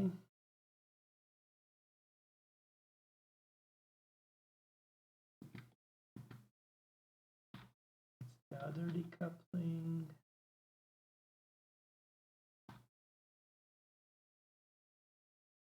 And there we go. I actually have to move it kind of back.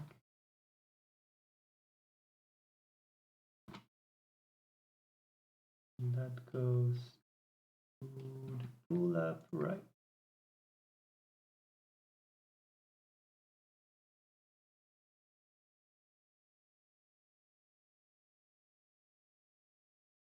I don't think this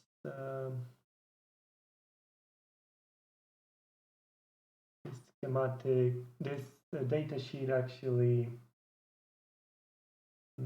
has any suggestions for how to route stuff on the board, because sometimes data sheets do have that and it seems useful.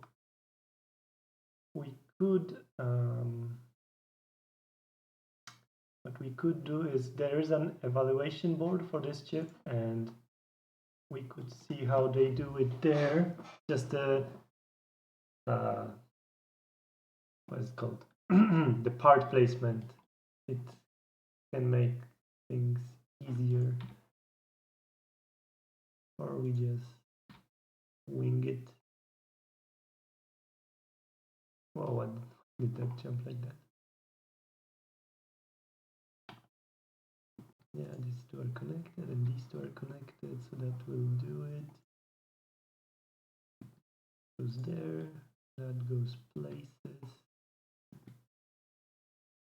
That's on the V-bus, so that can be next to the the connector.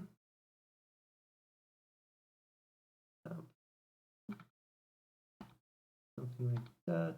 I wanted to grab this one.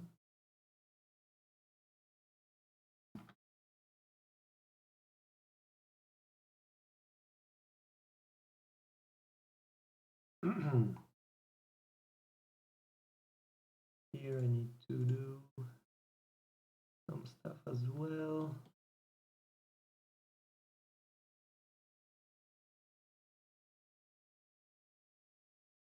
I mean, I don't need to really connect them, but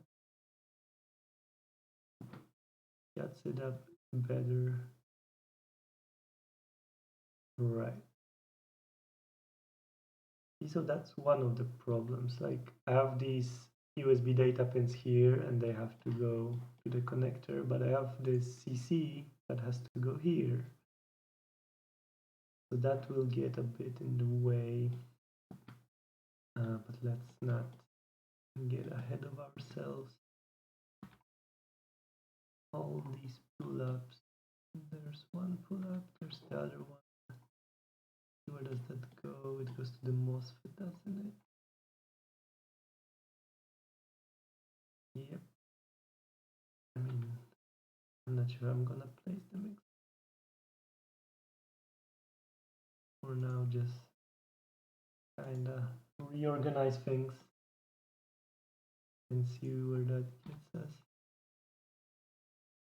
This is on the VCon, and VCon is over here.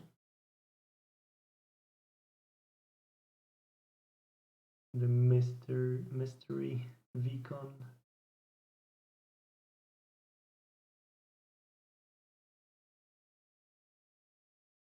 That one, all right, that's the CC pins. Right. So one of them is CC. Yeah, okay. So that's CC and the battery one, and that's the other CC and the other battery one. Okay. The CCs, I don't think they have to be length matched because they don't. I wouldn't think so. So that means we don't have to think about that.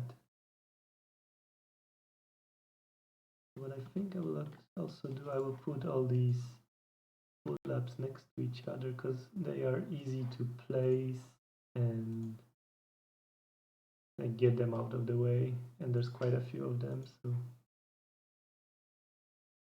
like when you look at it, this board is really simple. Barely has. The MOSFETs will be the slightly hard part, but not really. So these three. That's that one.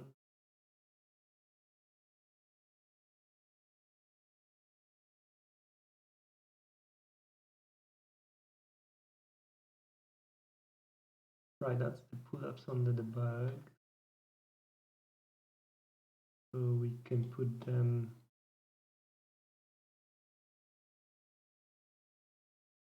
Yeah, there's the two debugs. Cool.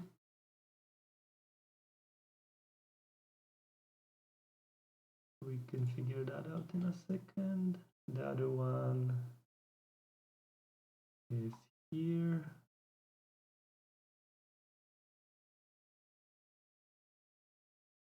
I mean, that's not how they will end up because I need to put them to the header, but you can now see the header will probably, for the debugs, will be like here.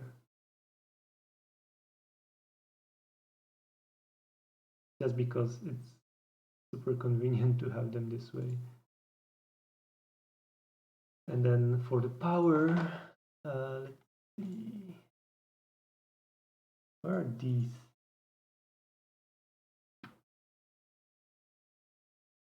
Yeah, that doesn't highlight. But this highlights, so that's good enough.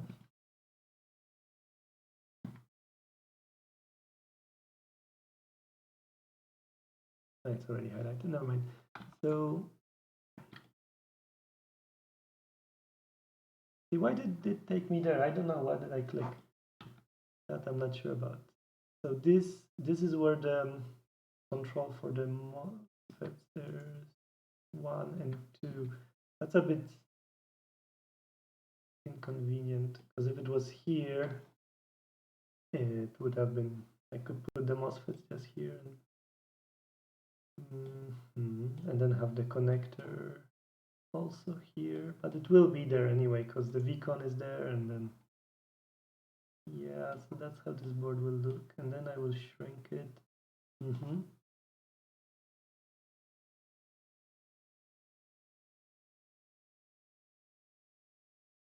So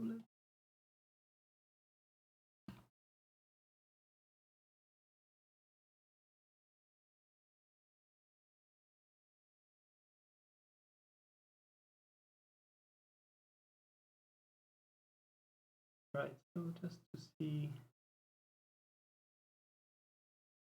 the size of a tray.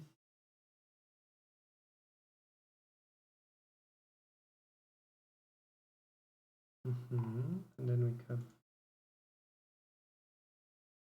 just like this pull-ups, but that's not super convenient still.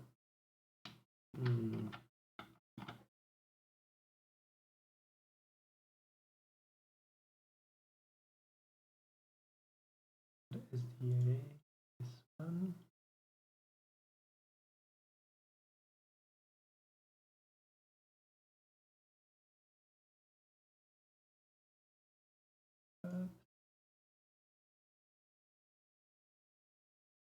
That one is there, so that will be a bit lucky again. Or maybe you know what? I know, we will do it differently because they are not that important to be super close. So we just put them all together here.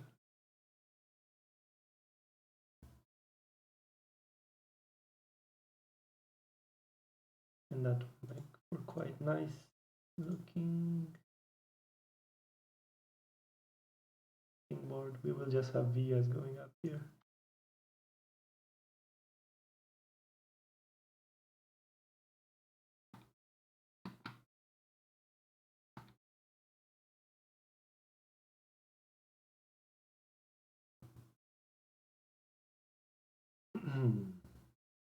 Next is the VBus valid.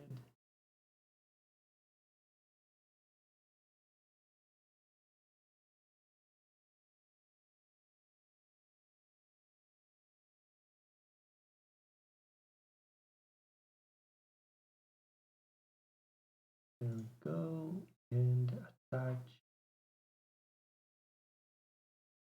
That one is on the reset pin, which I'm not sure where it was, but we'll see it in a sec.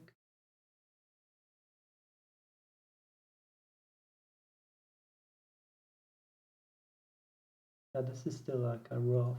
I will probably put them more closely. We'll see. So the reset, where is the reset pin? Is right here. Very good. So we can put it that.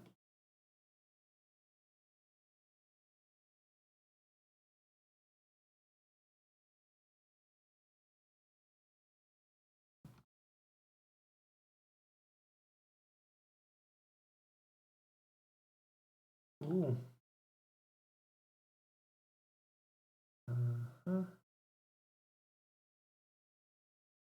Can already see how this is going.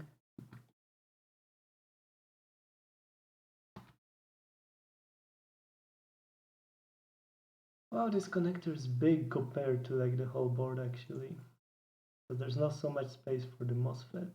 So maybe they are actually on this side and then I have them going under or something like that. So much space here and it won't be used.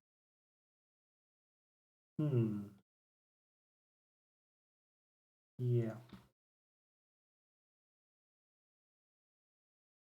Let's see how it goes.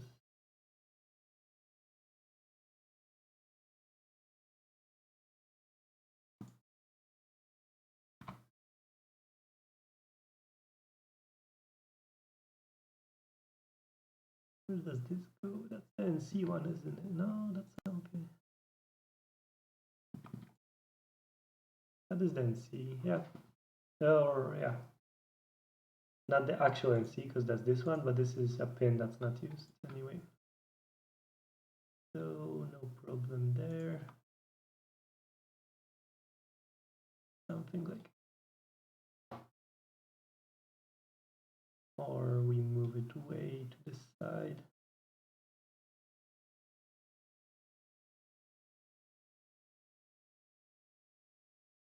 Right, so now I need to change back to inches.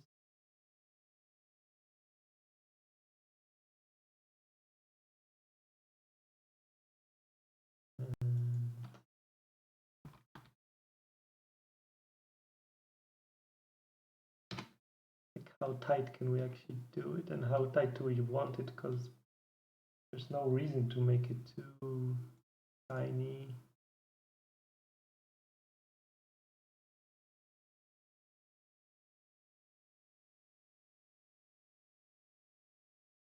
Okay, I think I don't want anymore. Before I start on that, to change the grid back.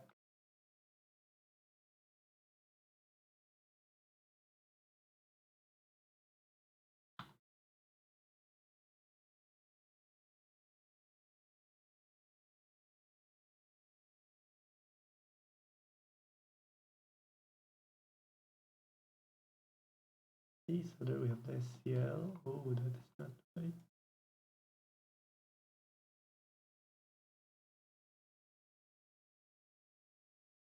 And here we can immediately see the problem with, well,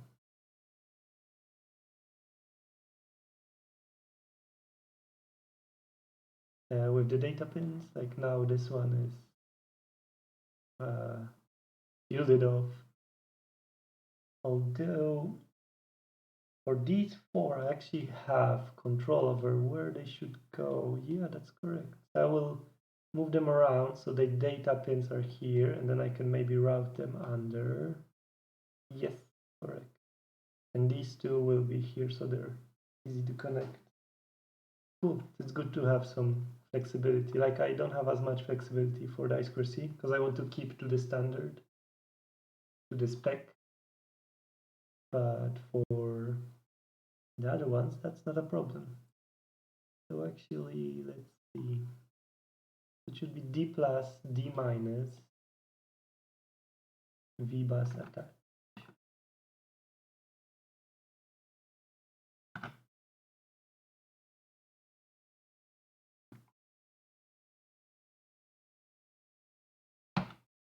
So we flip it exactly the opposite.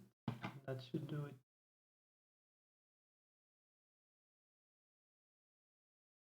And now it should be correct. Yeah, so much better. So it's gone perfect. And that one, not so much. So what we could do is go like this. Right. Oh. So that was my thinking here with these decoupling, these pull-ups, that we can actually just have them going up and up.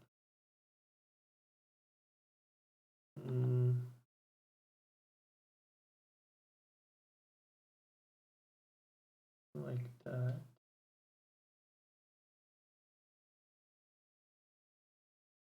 Seriously, why? All right, okay, I see why. Okay, that's fair enough. So let's ignore that one for this second.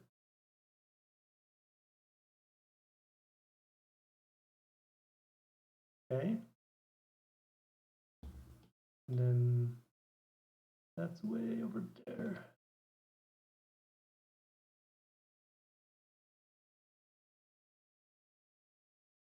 So we have this.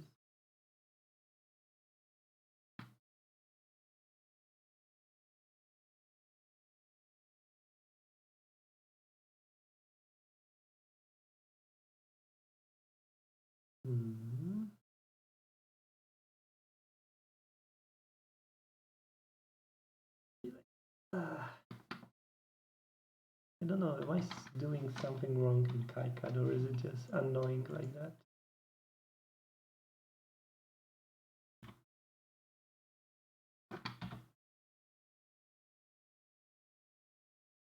Like if I draw it like this, then it's good, but the other way, not so much.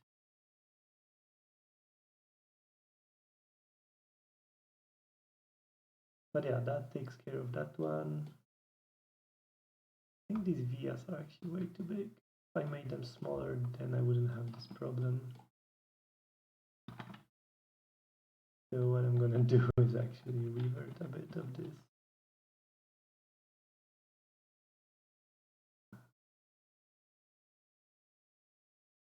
I wanted them larger because I know the power rails will need a larger vias, but to be honest, I can just have a new net class for that and not worry about that. So this could be 55. No, that's not enough, but 6 is enough.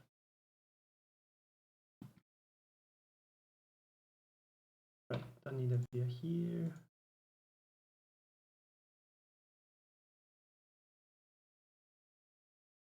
Yeah, that one still unfortunately needs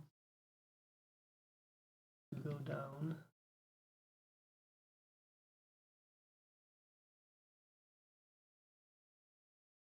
can do this.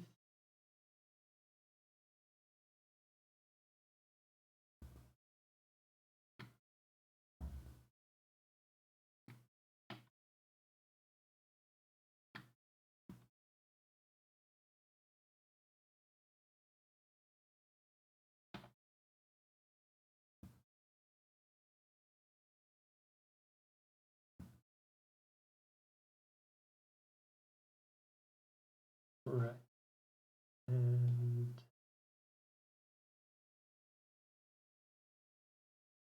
we do here.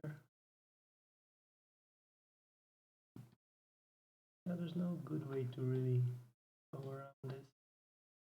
Maybe let's start with the reset first, actually.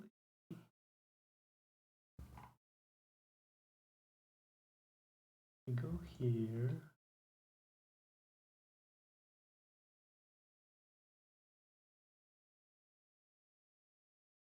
And then,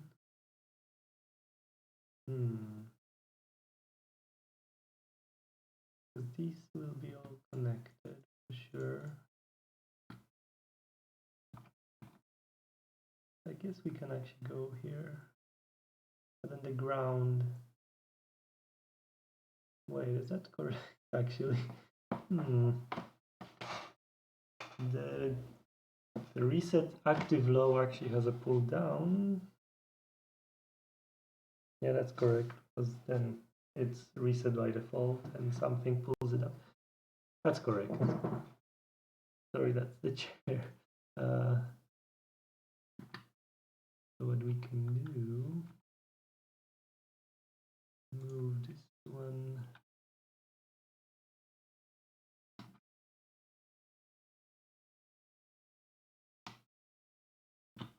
Like so, and then we can just have a trace over here.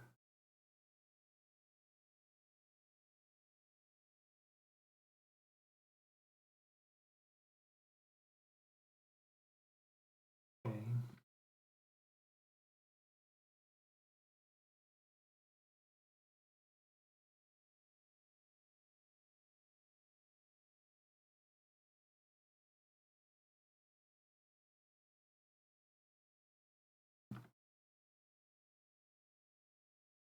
Right, then the int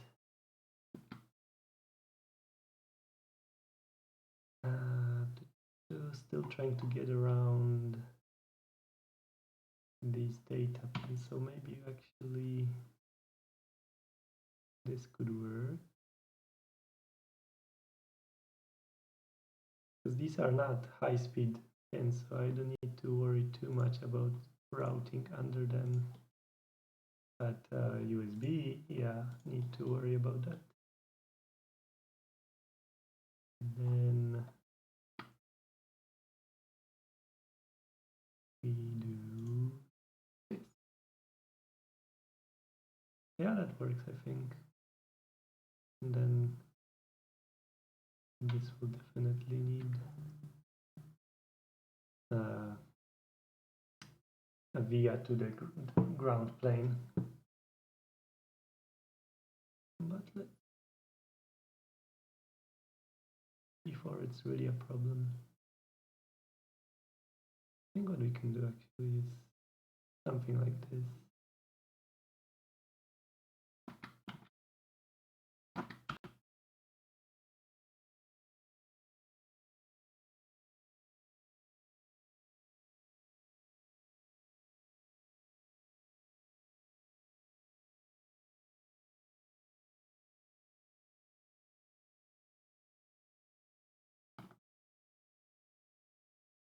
How does that look? Or I should redraw my fills. Right. Yeah, the bottom doesn't look so good here. Right, those are the USB ones, so I don't want to get under those. I guess that's all right.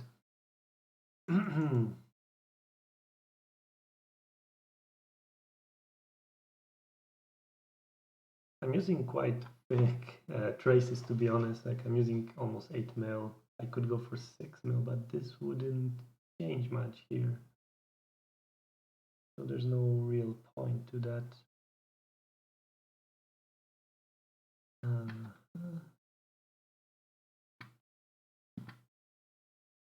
still bothered that this doesn't get perfectly into the pin here. But let's not focus on the details, he said, about after focusing on the details forever and ever. Yeah. So what I can do is, how much is 0.3?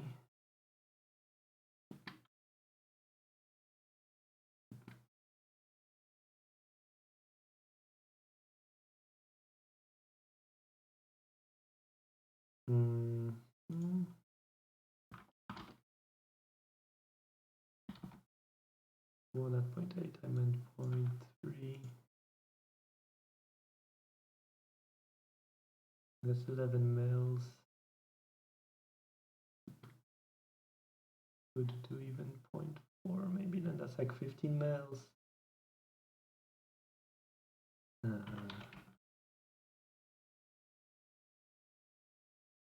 Give it a second.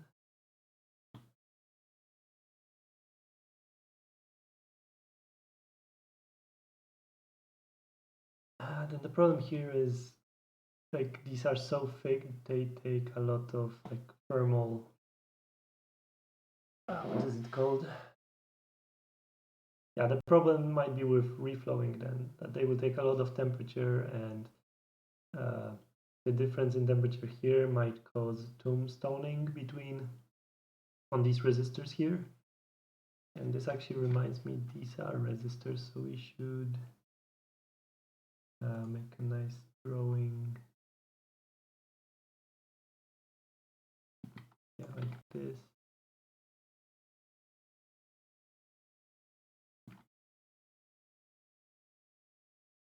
For myself, I know when placing it will be a lot easier.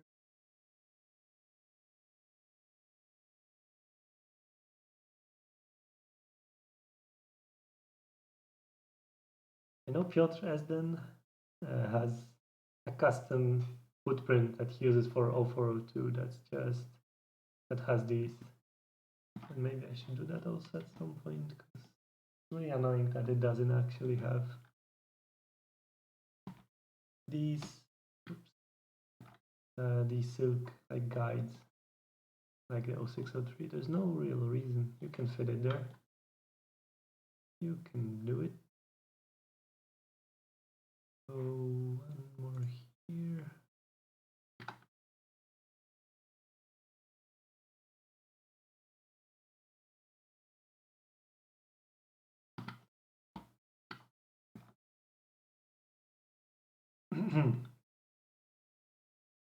Right, and we can do, oh, not this big one. We can do the same here. But let me first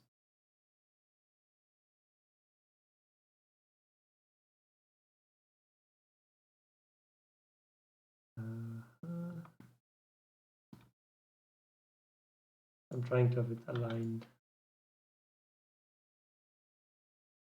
or centered rather. That's because it looks nice. Like this. Looks cool. No other reason except now that dimension. Or actually, yeah, we can have one on each side. That could work. Over here. Oh.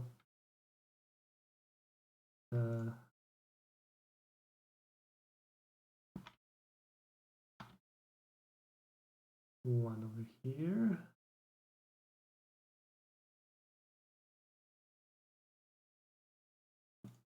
And one over here.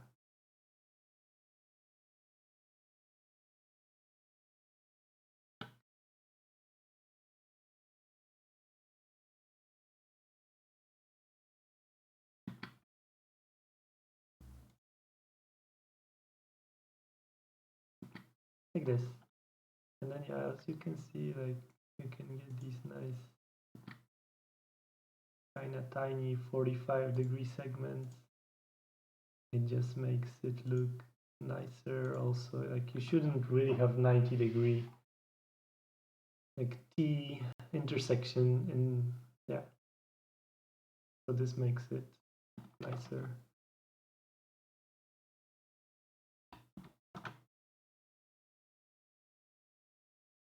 There we go. So this could actually be a bit smaller and a bit smaller on this side also. But let's see how we fit the MOSFETs. I'm a bit worried still how to fit them. And this one actually should be somewhere here. We will get to that one in a second. Otherwise,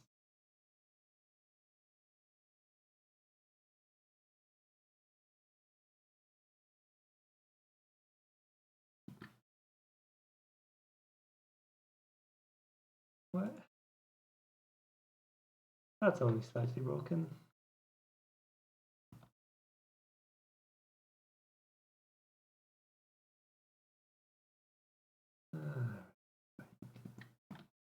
Yeah, there's just not enough space. Although here there is a space for VIA, except that VIA, where the hell? Why is it there? Come on, KiCad, don't be like that.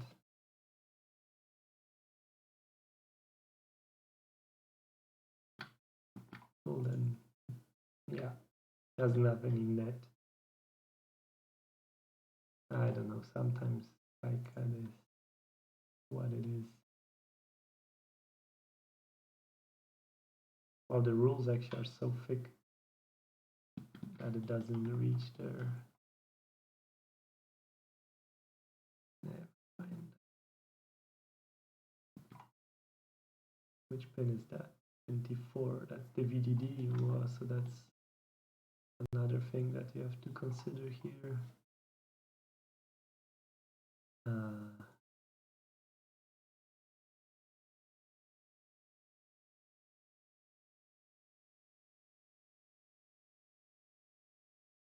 Let's try this and see how that works.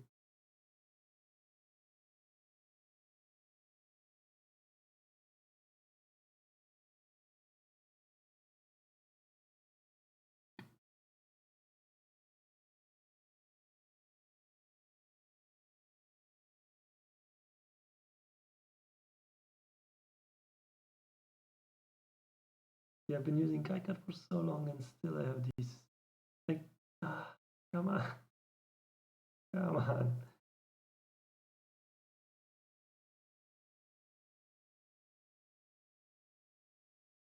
I'm not asking for much, just to get a proper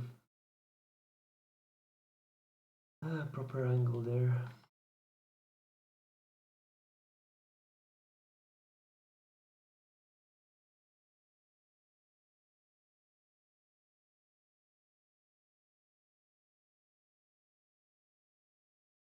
Wonder, there's this calculator thing over here. We can actually calculate how much current that trace can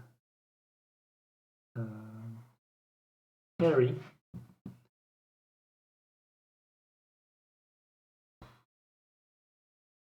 Your 1 amp, so if you want 2 amps, trace with, so 1 amp, there you go, 0.3, so that's what I'm using, and that's 1 amp. 1.5 is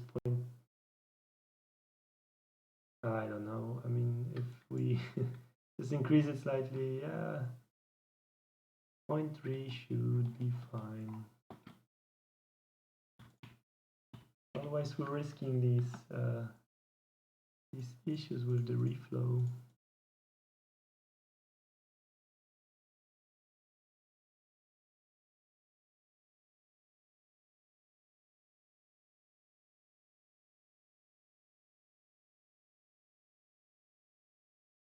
I mean, this is perfect. Except so easily. What about the other one? There's the vcon. Because we can go under here, but it still needs to connect there. Yeah, this is not that easy. That would be too simple.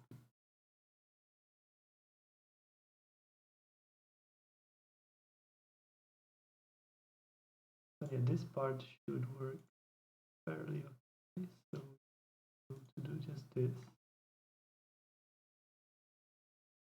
And I think that's quite alright.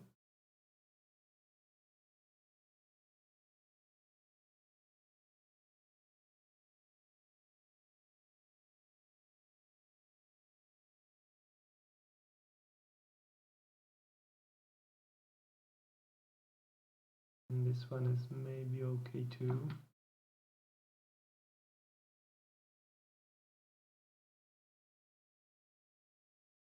Centered, but ignore that.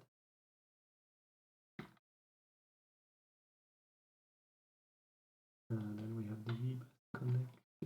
Don't care that much about that.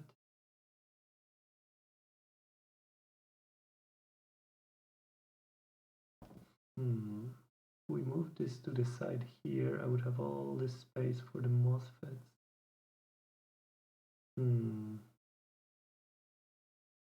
I might actually have to do that, yeah. Too bad, because that's a nice construction I did here.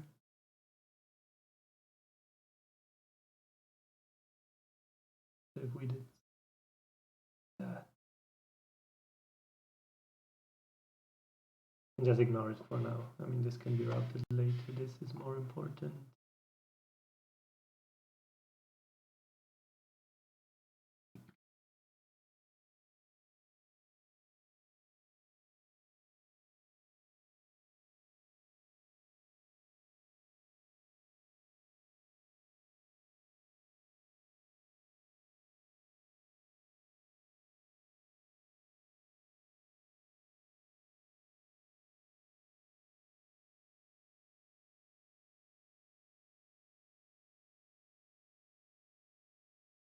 Right, so there's the decoupling.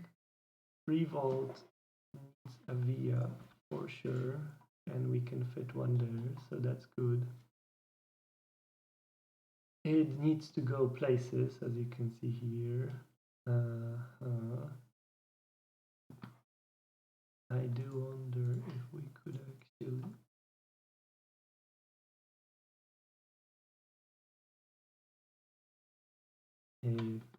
let's see.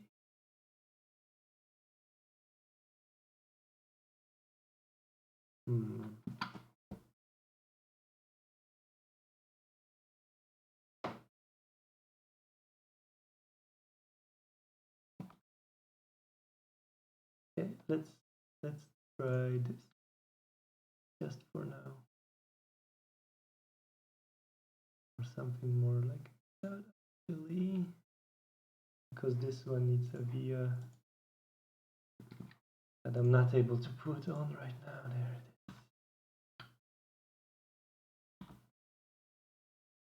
Right, so there's our 3 volt race.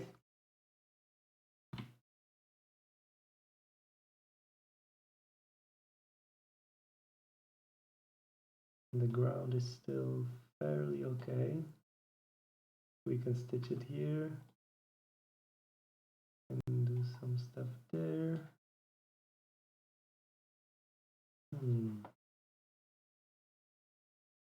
Actually, for the interrupt,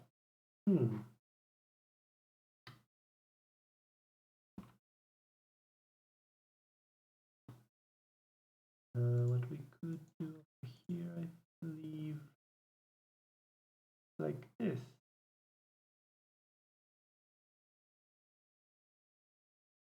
And that solves some continuity problem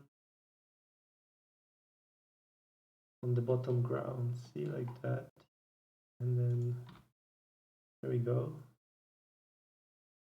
If I do it even more, because this is where the ground actually comes in, like to the whole thing. So we want to have that continue with, although it goes also around over, so that's all right. But let's see another thing. Maybe now is the time. Back to this.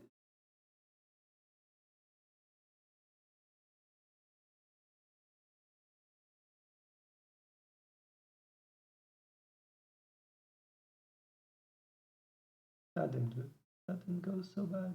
Now we have probably some length matching to do.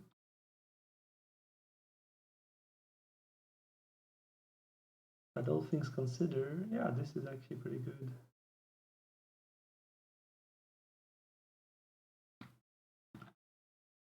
Oh, we're at 2 hours 30 minutes. Nice. I don't think I can finish it in 30 minutes. No, I don't think so. So we will need a bit more, one more stream, but I don't think it will take a whole new stream. So on the next stream we can start something else. Let's see. Should learn these.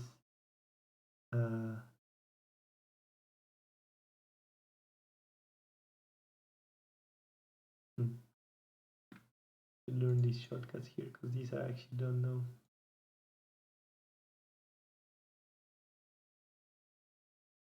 $28 other radicals.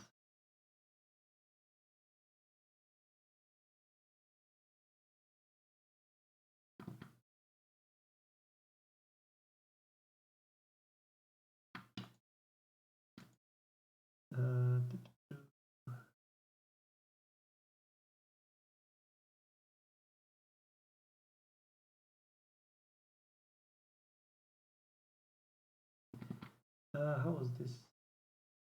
You know, I haven't done this in a bit and now I'm confused because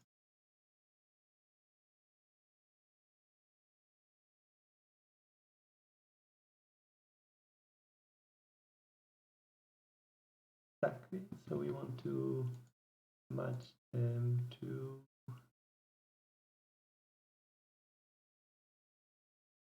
28.4, 28. Yeah, okay, they're close enough. We don't have to worry about that one. So if we move this one over here, even like this, I think that should be fine. Right? How does that look? A bit strange, but yeah. Can we fit all this logic over here? That would be good. Because the debug, I don't want to move it down here. Which is too bad because it doesn't look as balanced. But what can you do?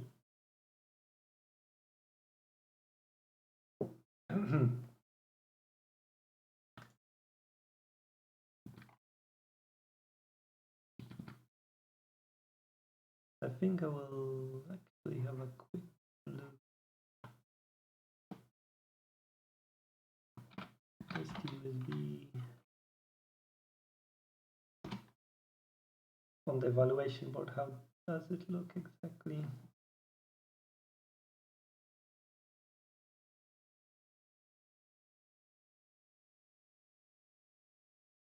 There's this.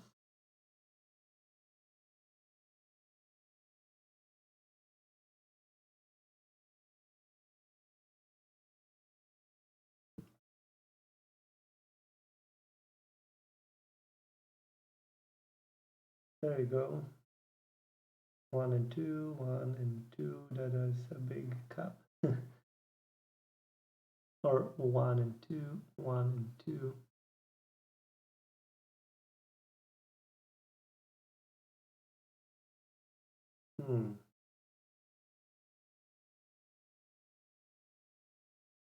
Which cups are those? I mean, Right, those are the 10 UF, which I'm actually missing slightly, but that should be fine,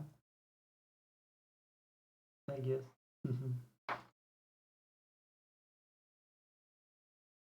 How is this connected? This connected here.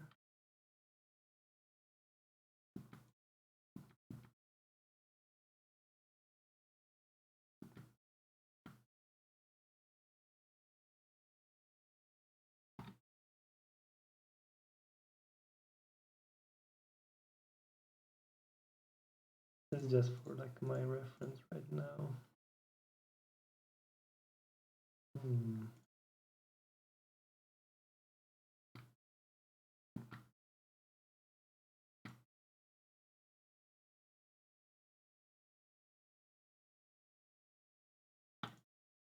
So this one goes there.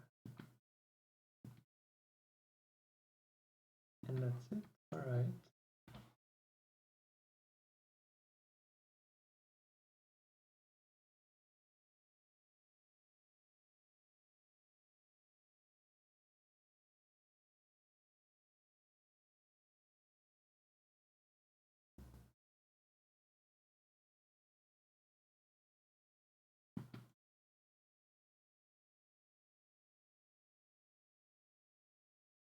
And this has to go there.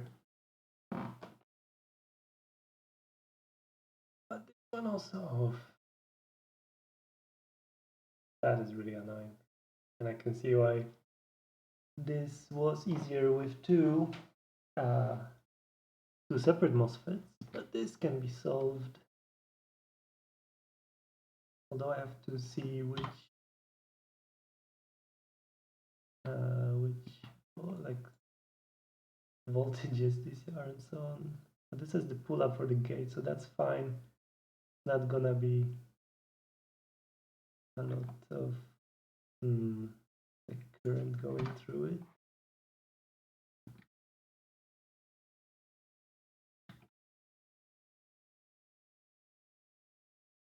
So that is this one.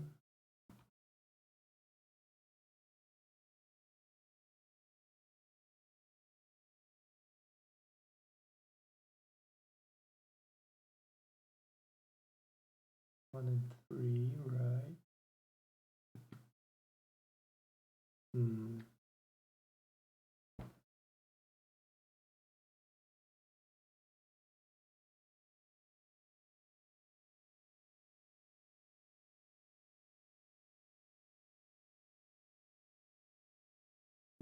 Yeah, really trying to find some good way here.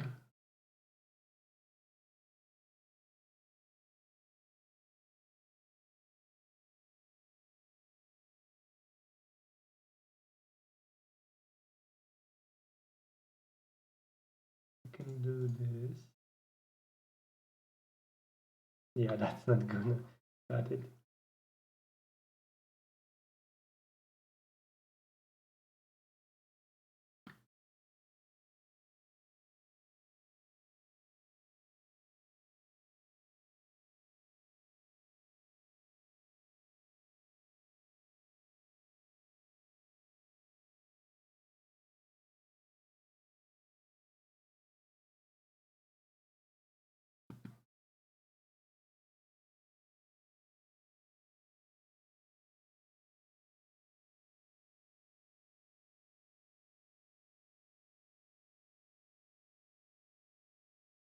I mean,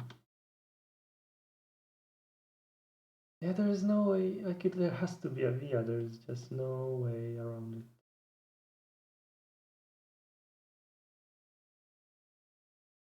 Yeah.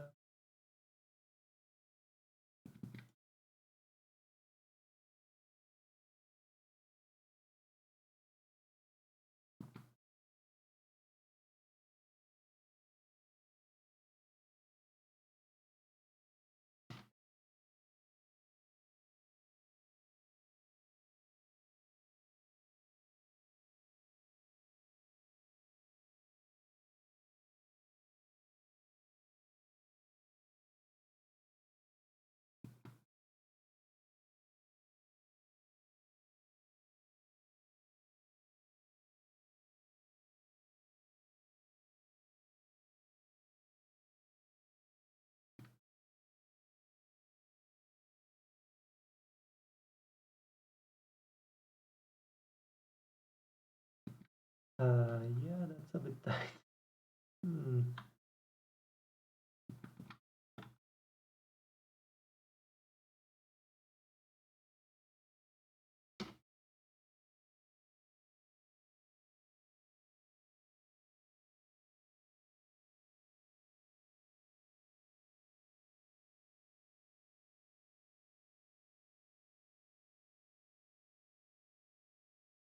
Okay. Let's say that's all right. And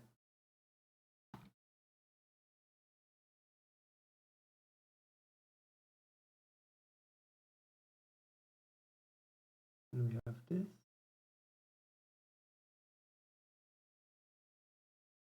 And lastly, we can have, yep. See how this has to be positioned. If we make this one in the same config,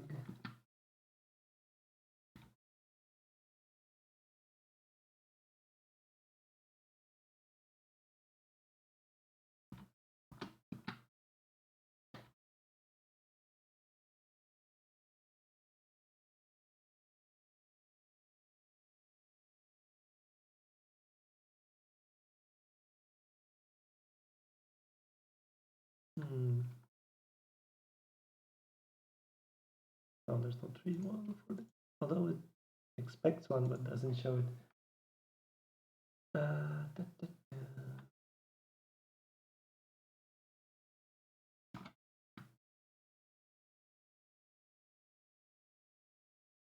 Right, so it's actually this one that's not aligned properly to the grid that we're at.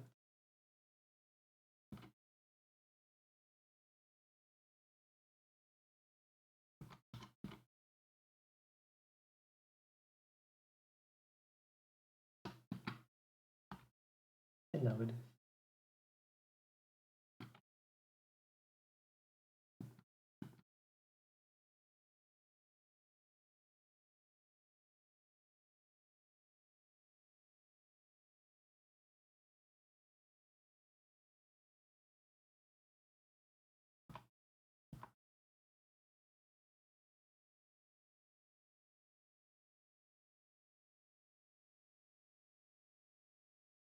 Oh, why am I trying to copy it exactly?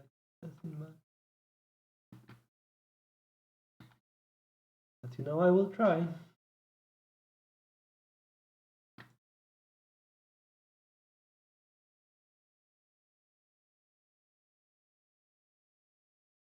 Right, it's actually easier in a way.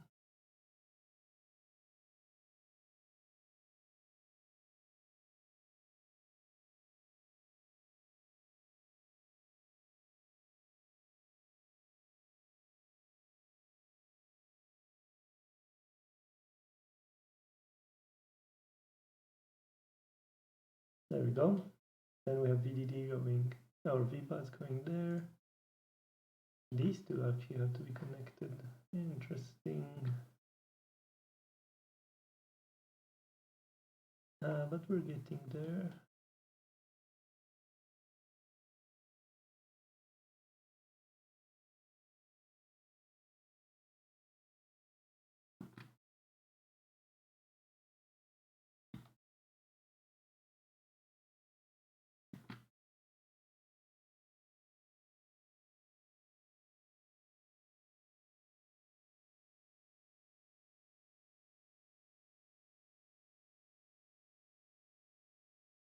Yeah, I mean, I'm taking quite a lot of liberties here just because I know this won't be very high current. Like these traces can only carry like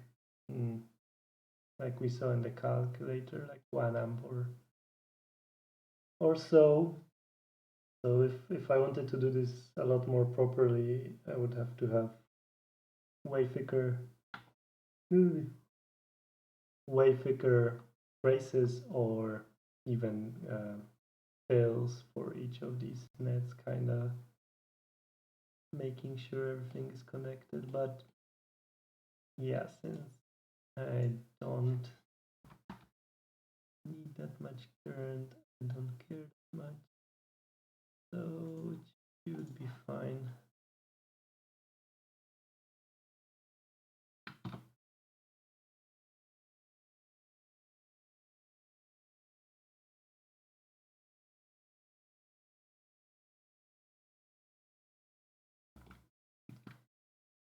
So this is something.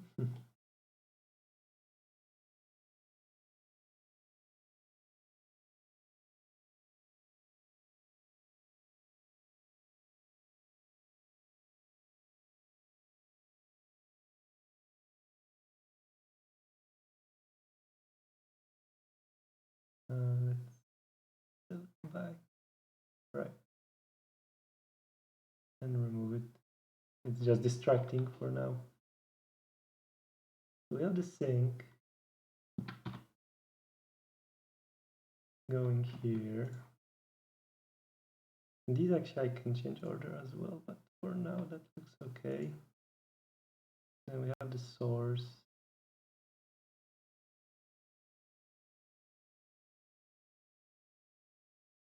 Vicon.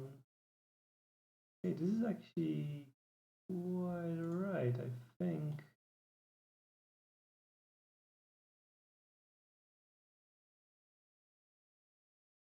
Like, considering the way everything is connected. Yeah.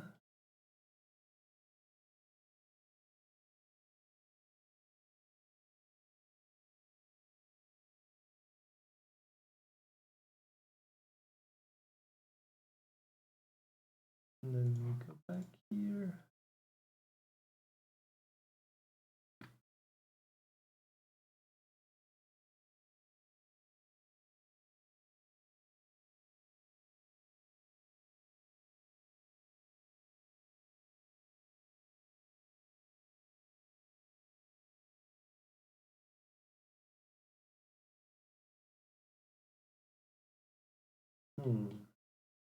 I will definitely move these a bit,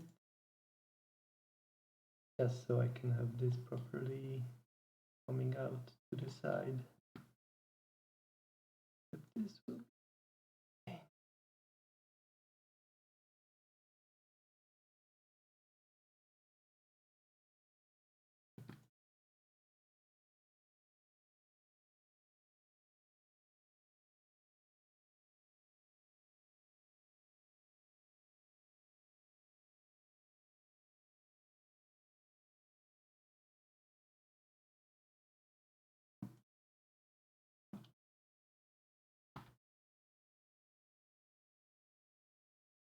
Let's see how much I can put it back, maybe a bit.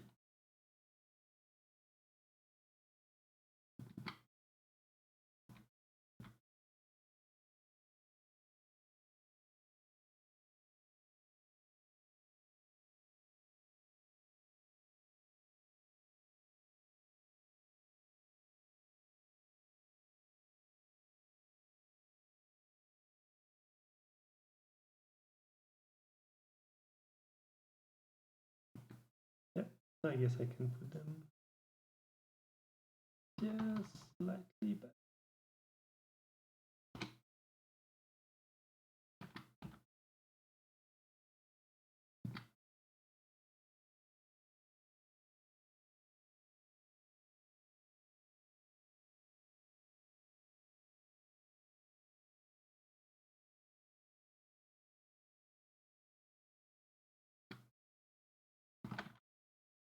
Okay, so let's see.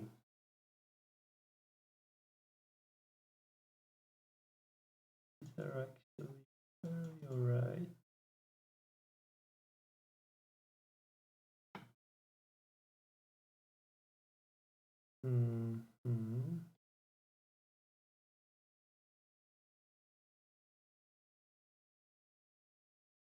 Right, so Vicon.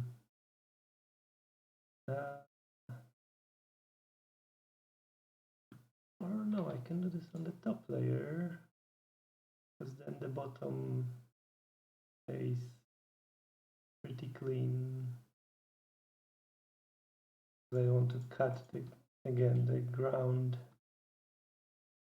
too much I can have, but as long as one of the grounds stays clean like here, that's quite alright. I generally try to put as few traces as possible on the bottom, just to have a nice and big ground plane on the bottom, and then stitch it from the top. The longer traces are okay on the top, but on the bottom I try to keep them to two shorter ones.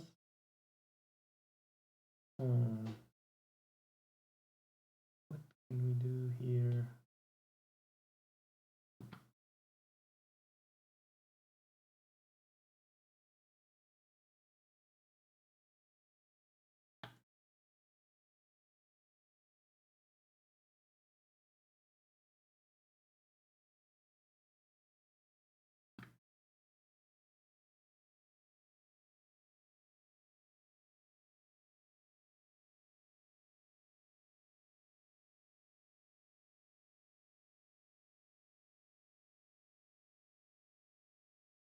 How can fix the VIA functionality? Maybe if I restart this app PCB new, then it will start working again, because this is a bit annoying.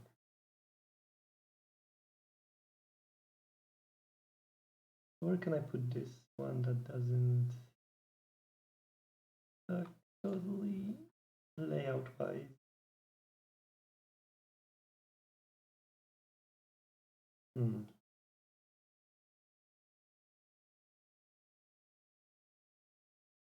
Actually,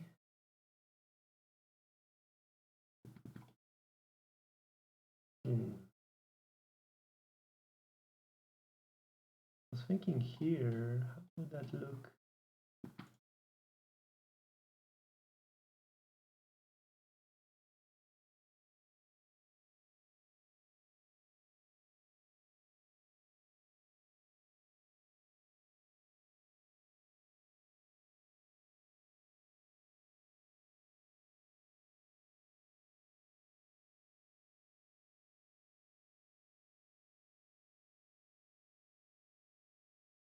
I mean, I know it should be as close as possible, but maybe this is fine. So if we get there,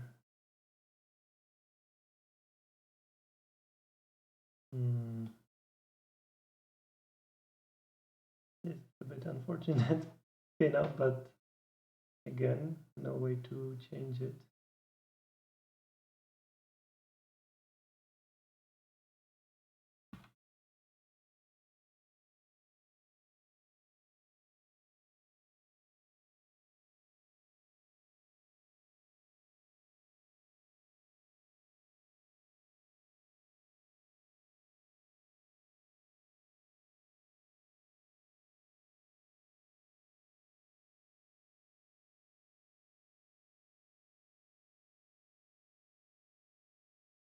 I'm just thinking if we can fit it,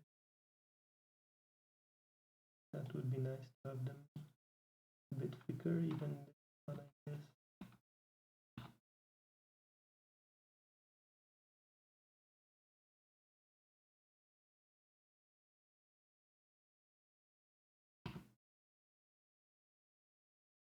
Okay, so if I not differential anymore, is it, if I do this? Or it's not too happy to move this.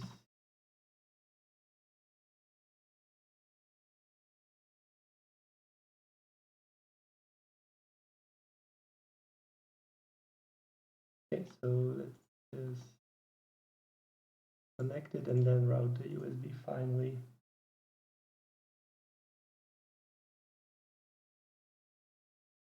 Like this. There we go.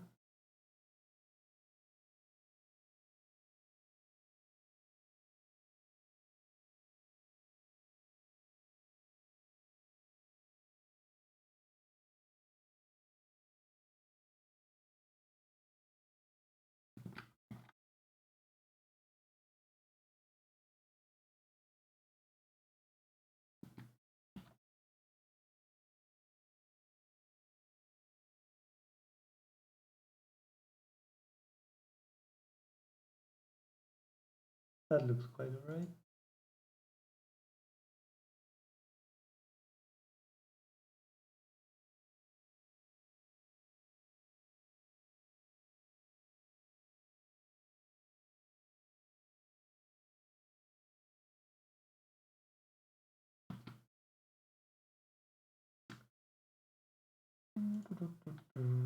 There.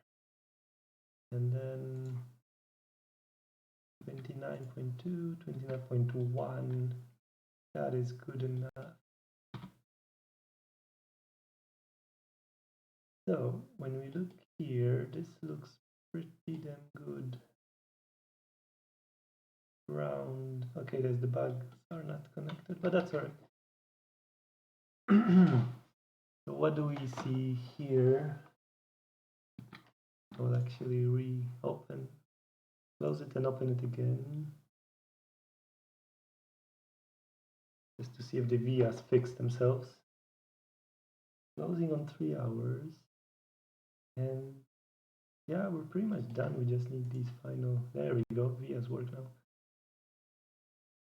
This grounds, these ground over here.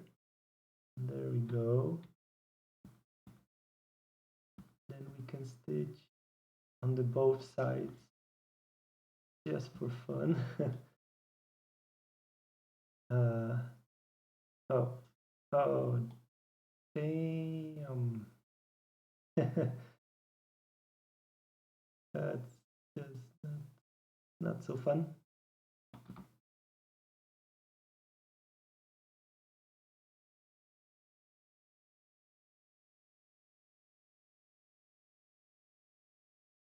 Yeah, so that one has to go there.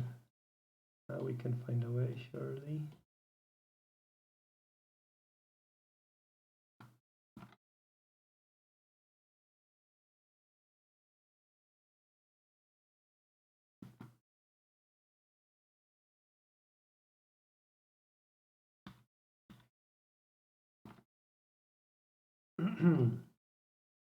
Yeah, that goes there. 24, just to make sure what pin is that. That's BDD.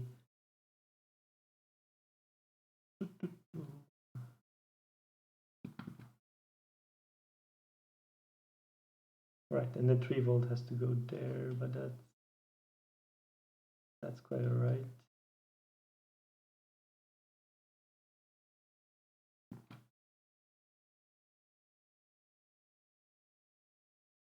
Well, this again, this USB bit unfortunate. How is that? 29.2, 28.3. That's still pretty good, I would say. Because this way at least we can now route 3 volt somewhere. Actually, let's see. And I could just do this.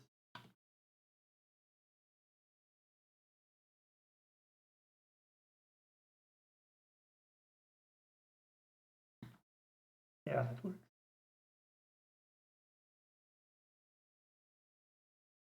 And lastly, what I'm thinking is actually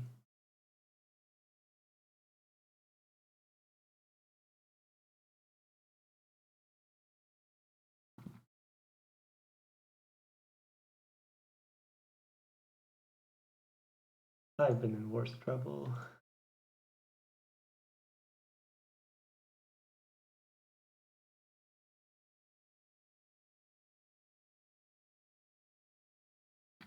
There, and then we just route it around it. It could be here also, but actually, let's see.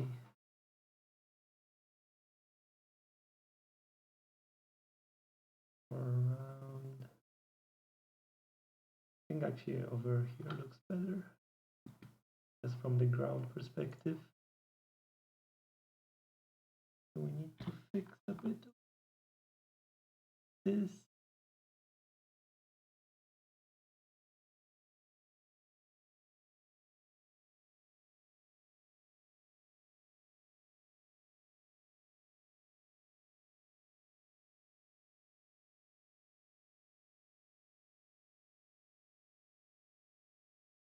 Yeah, so that solves that problem. The ground over here, we can fix that.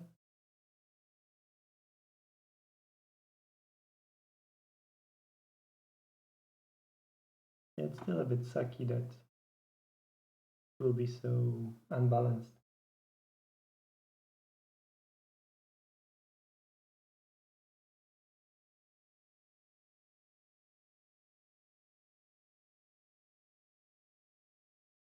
I guess this will be it actually.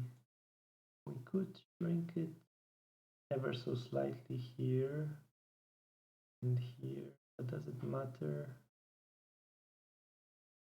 Because I'm thinking also the names for these, there's not enough space here.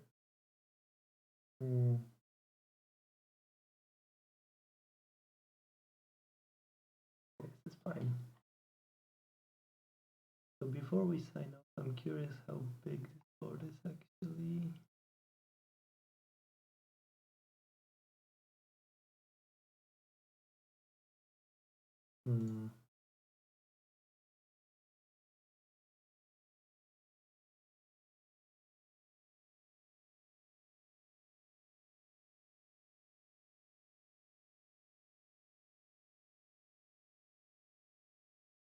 Right. Almost 4 centimeters and then by 0.8 inches. That's not confusing at all, mixing these two. But I guess in inches it makes a bit more sense.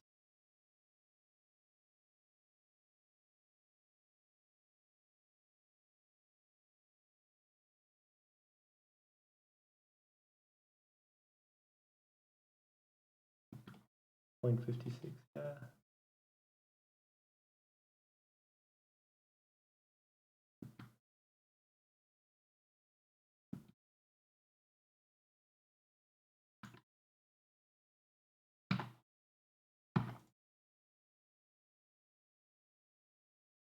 All right.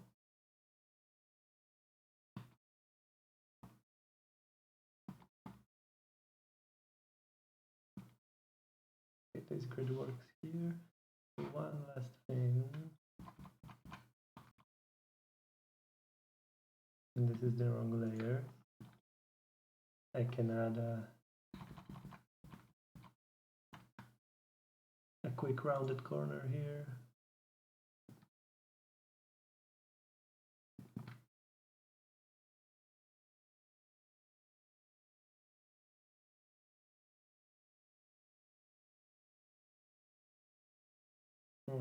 Can actually make it way larger. Let's do that.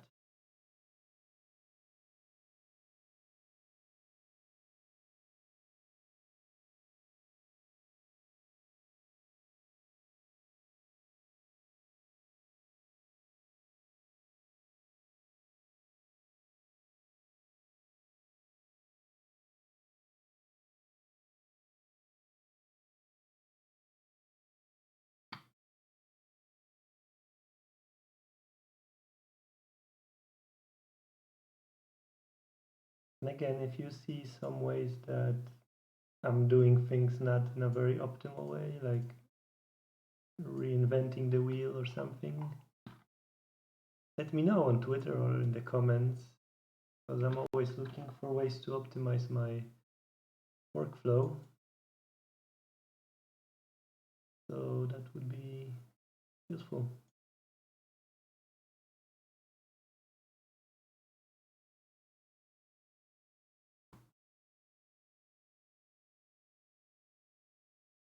Cool.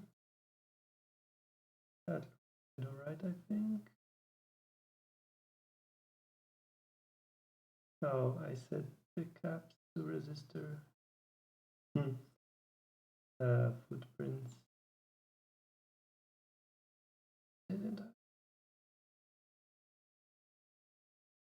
Yeah.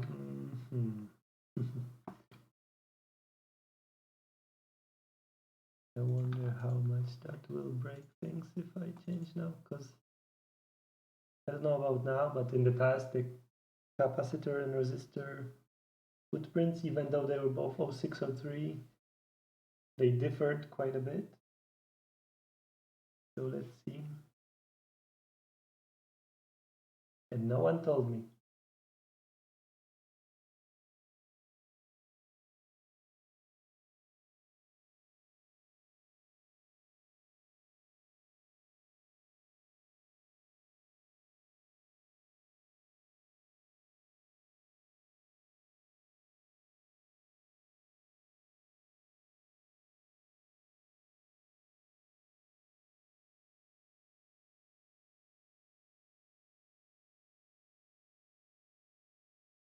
It looks like they unified those, so or did actually not change the footprint?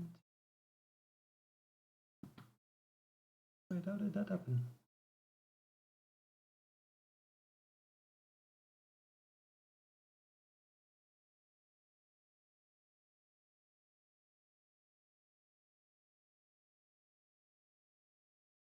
Update footprints, there we go. Okay, but that still looks the same. All right, that's good. They did unify them, so they are the same size. So that's cool.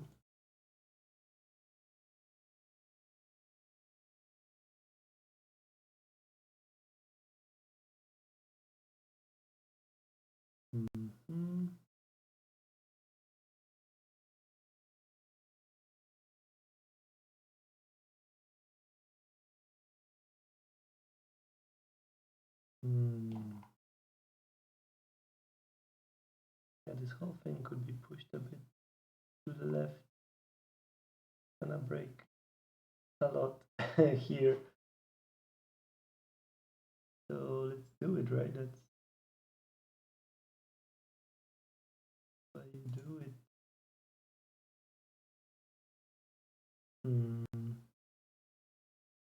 This, and that, and this.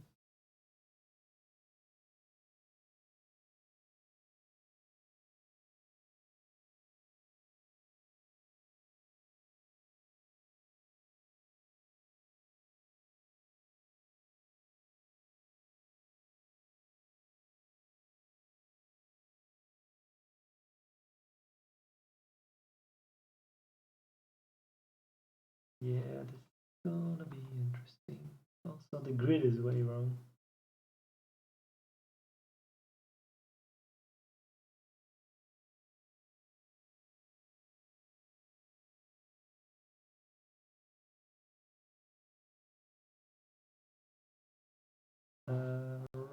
Yeah.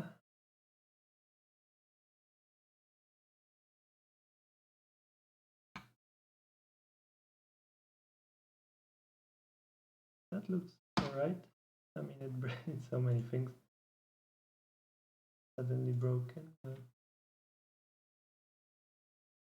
We can fix those.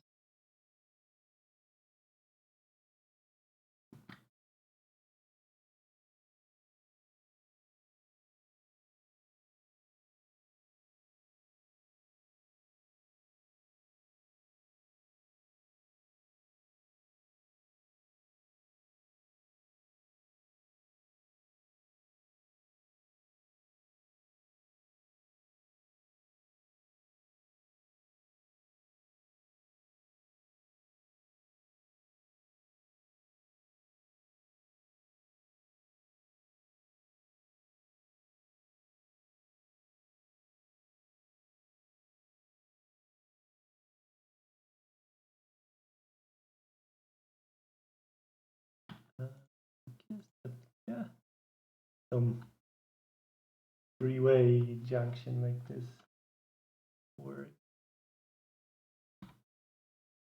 Then we don't really need the ground fill there. And let's see what else. This, that one. These are still missing.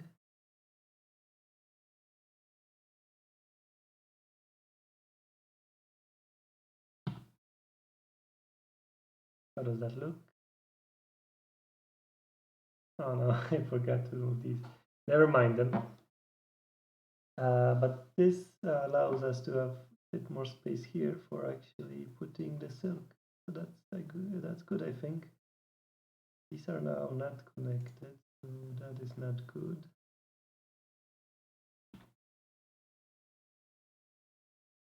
And these are still not connected up. Oh.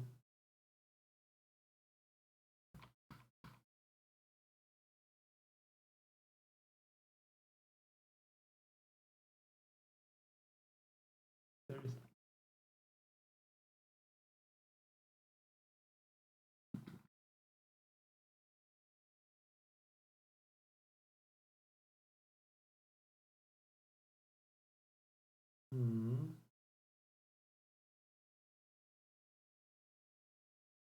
How much space does this need?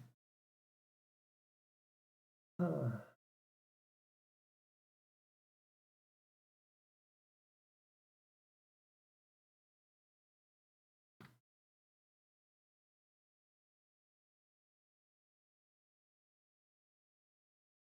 I mean, obviously, yeah, that connects now, but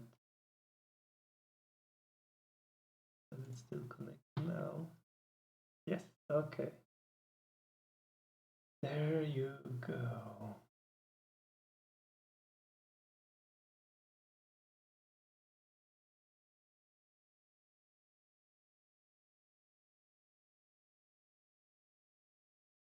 There's no real reason to have that there. Looks kind of that's good. So one last thing we can try is have a quick DRC pad.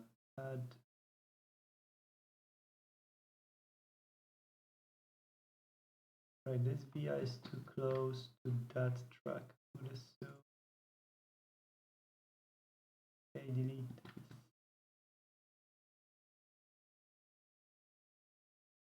Yeah, yep.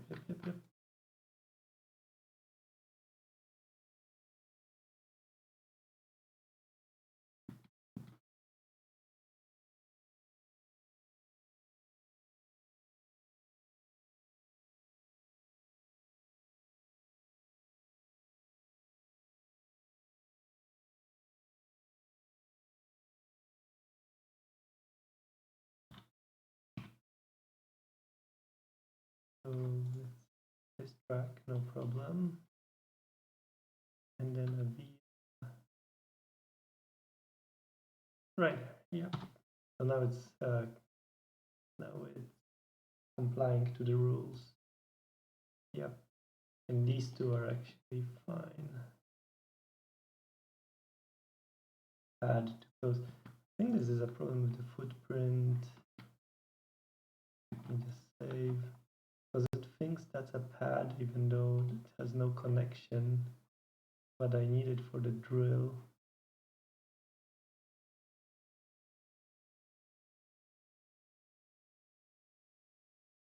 Exactly. It still thinks it's too close.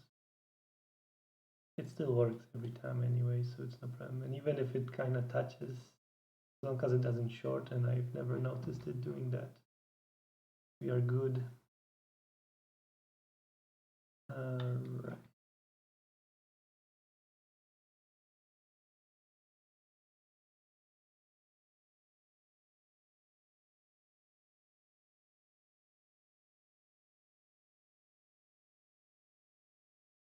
So this actually means that these are the only two problems we have. As for the not connected, let's see the truth. 1, 2, 3, 4, 5, 6, I believe. Cool. So we will end here.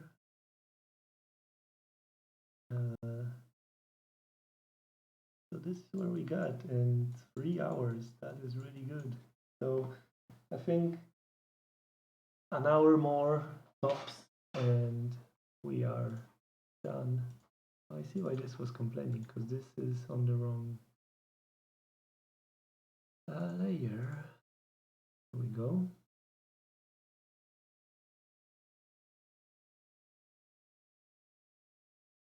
1115. Okay, so that was correct. So why does it look slightly different? Doesn't matter. Okay, so this is where we are. We need to move the labels a bit so they are nice, easy to read. Let me just. I know I didn't move them because they were hidden. We can just as a last thing.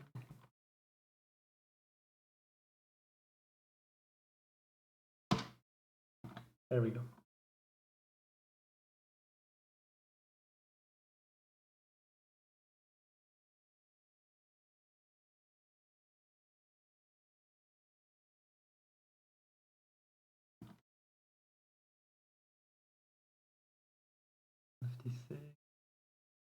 We could do it 1.6 and it's 2, 1, 2. How much larger is it then?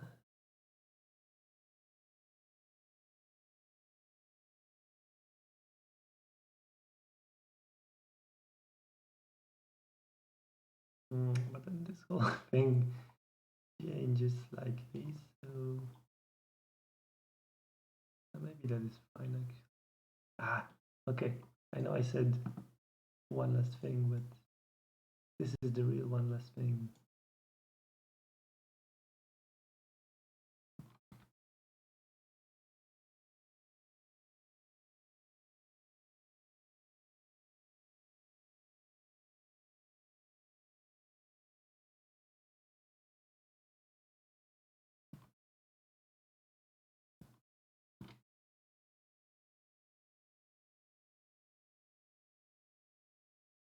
Right, just to verify, yeah.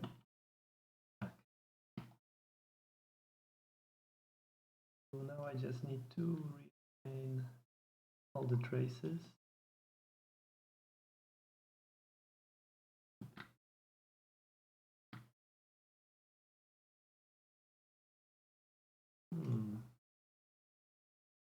Maybe I should actually move them.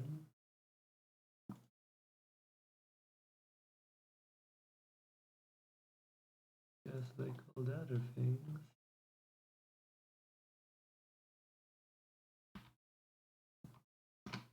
Yeah, that makes it way easier. Now I can just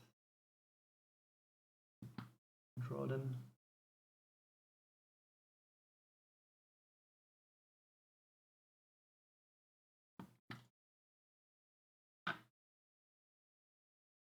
See all these tiny segments, that's really annoying. And then like the other, why does it do these tiny things that I have to like manually fix? It really shouldn't matter. This thing, like it shouldn't be a thing that I have to fix.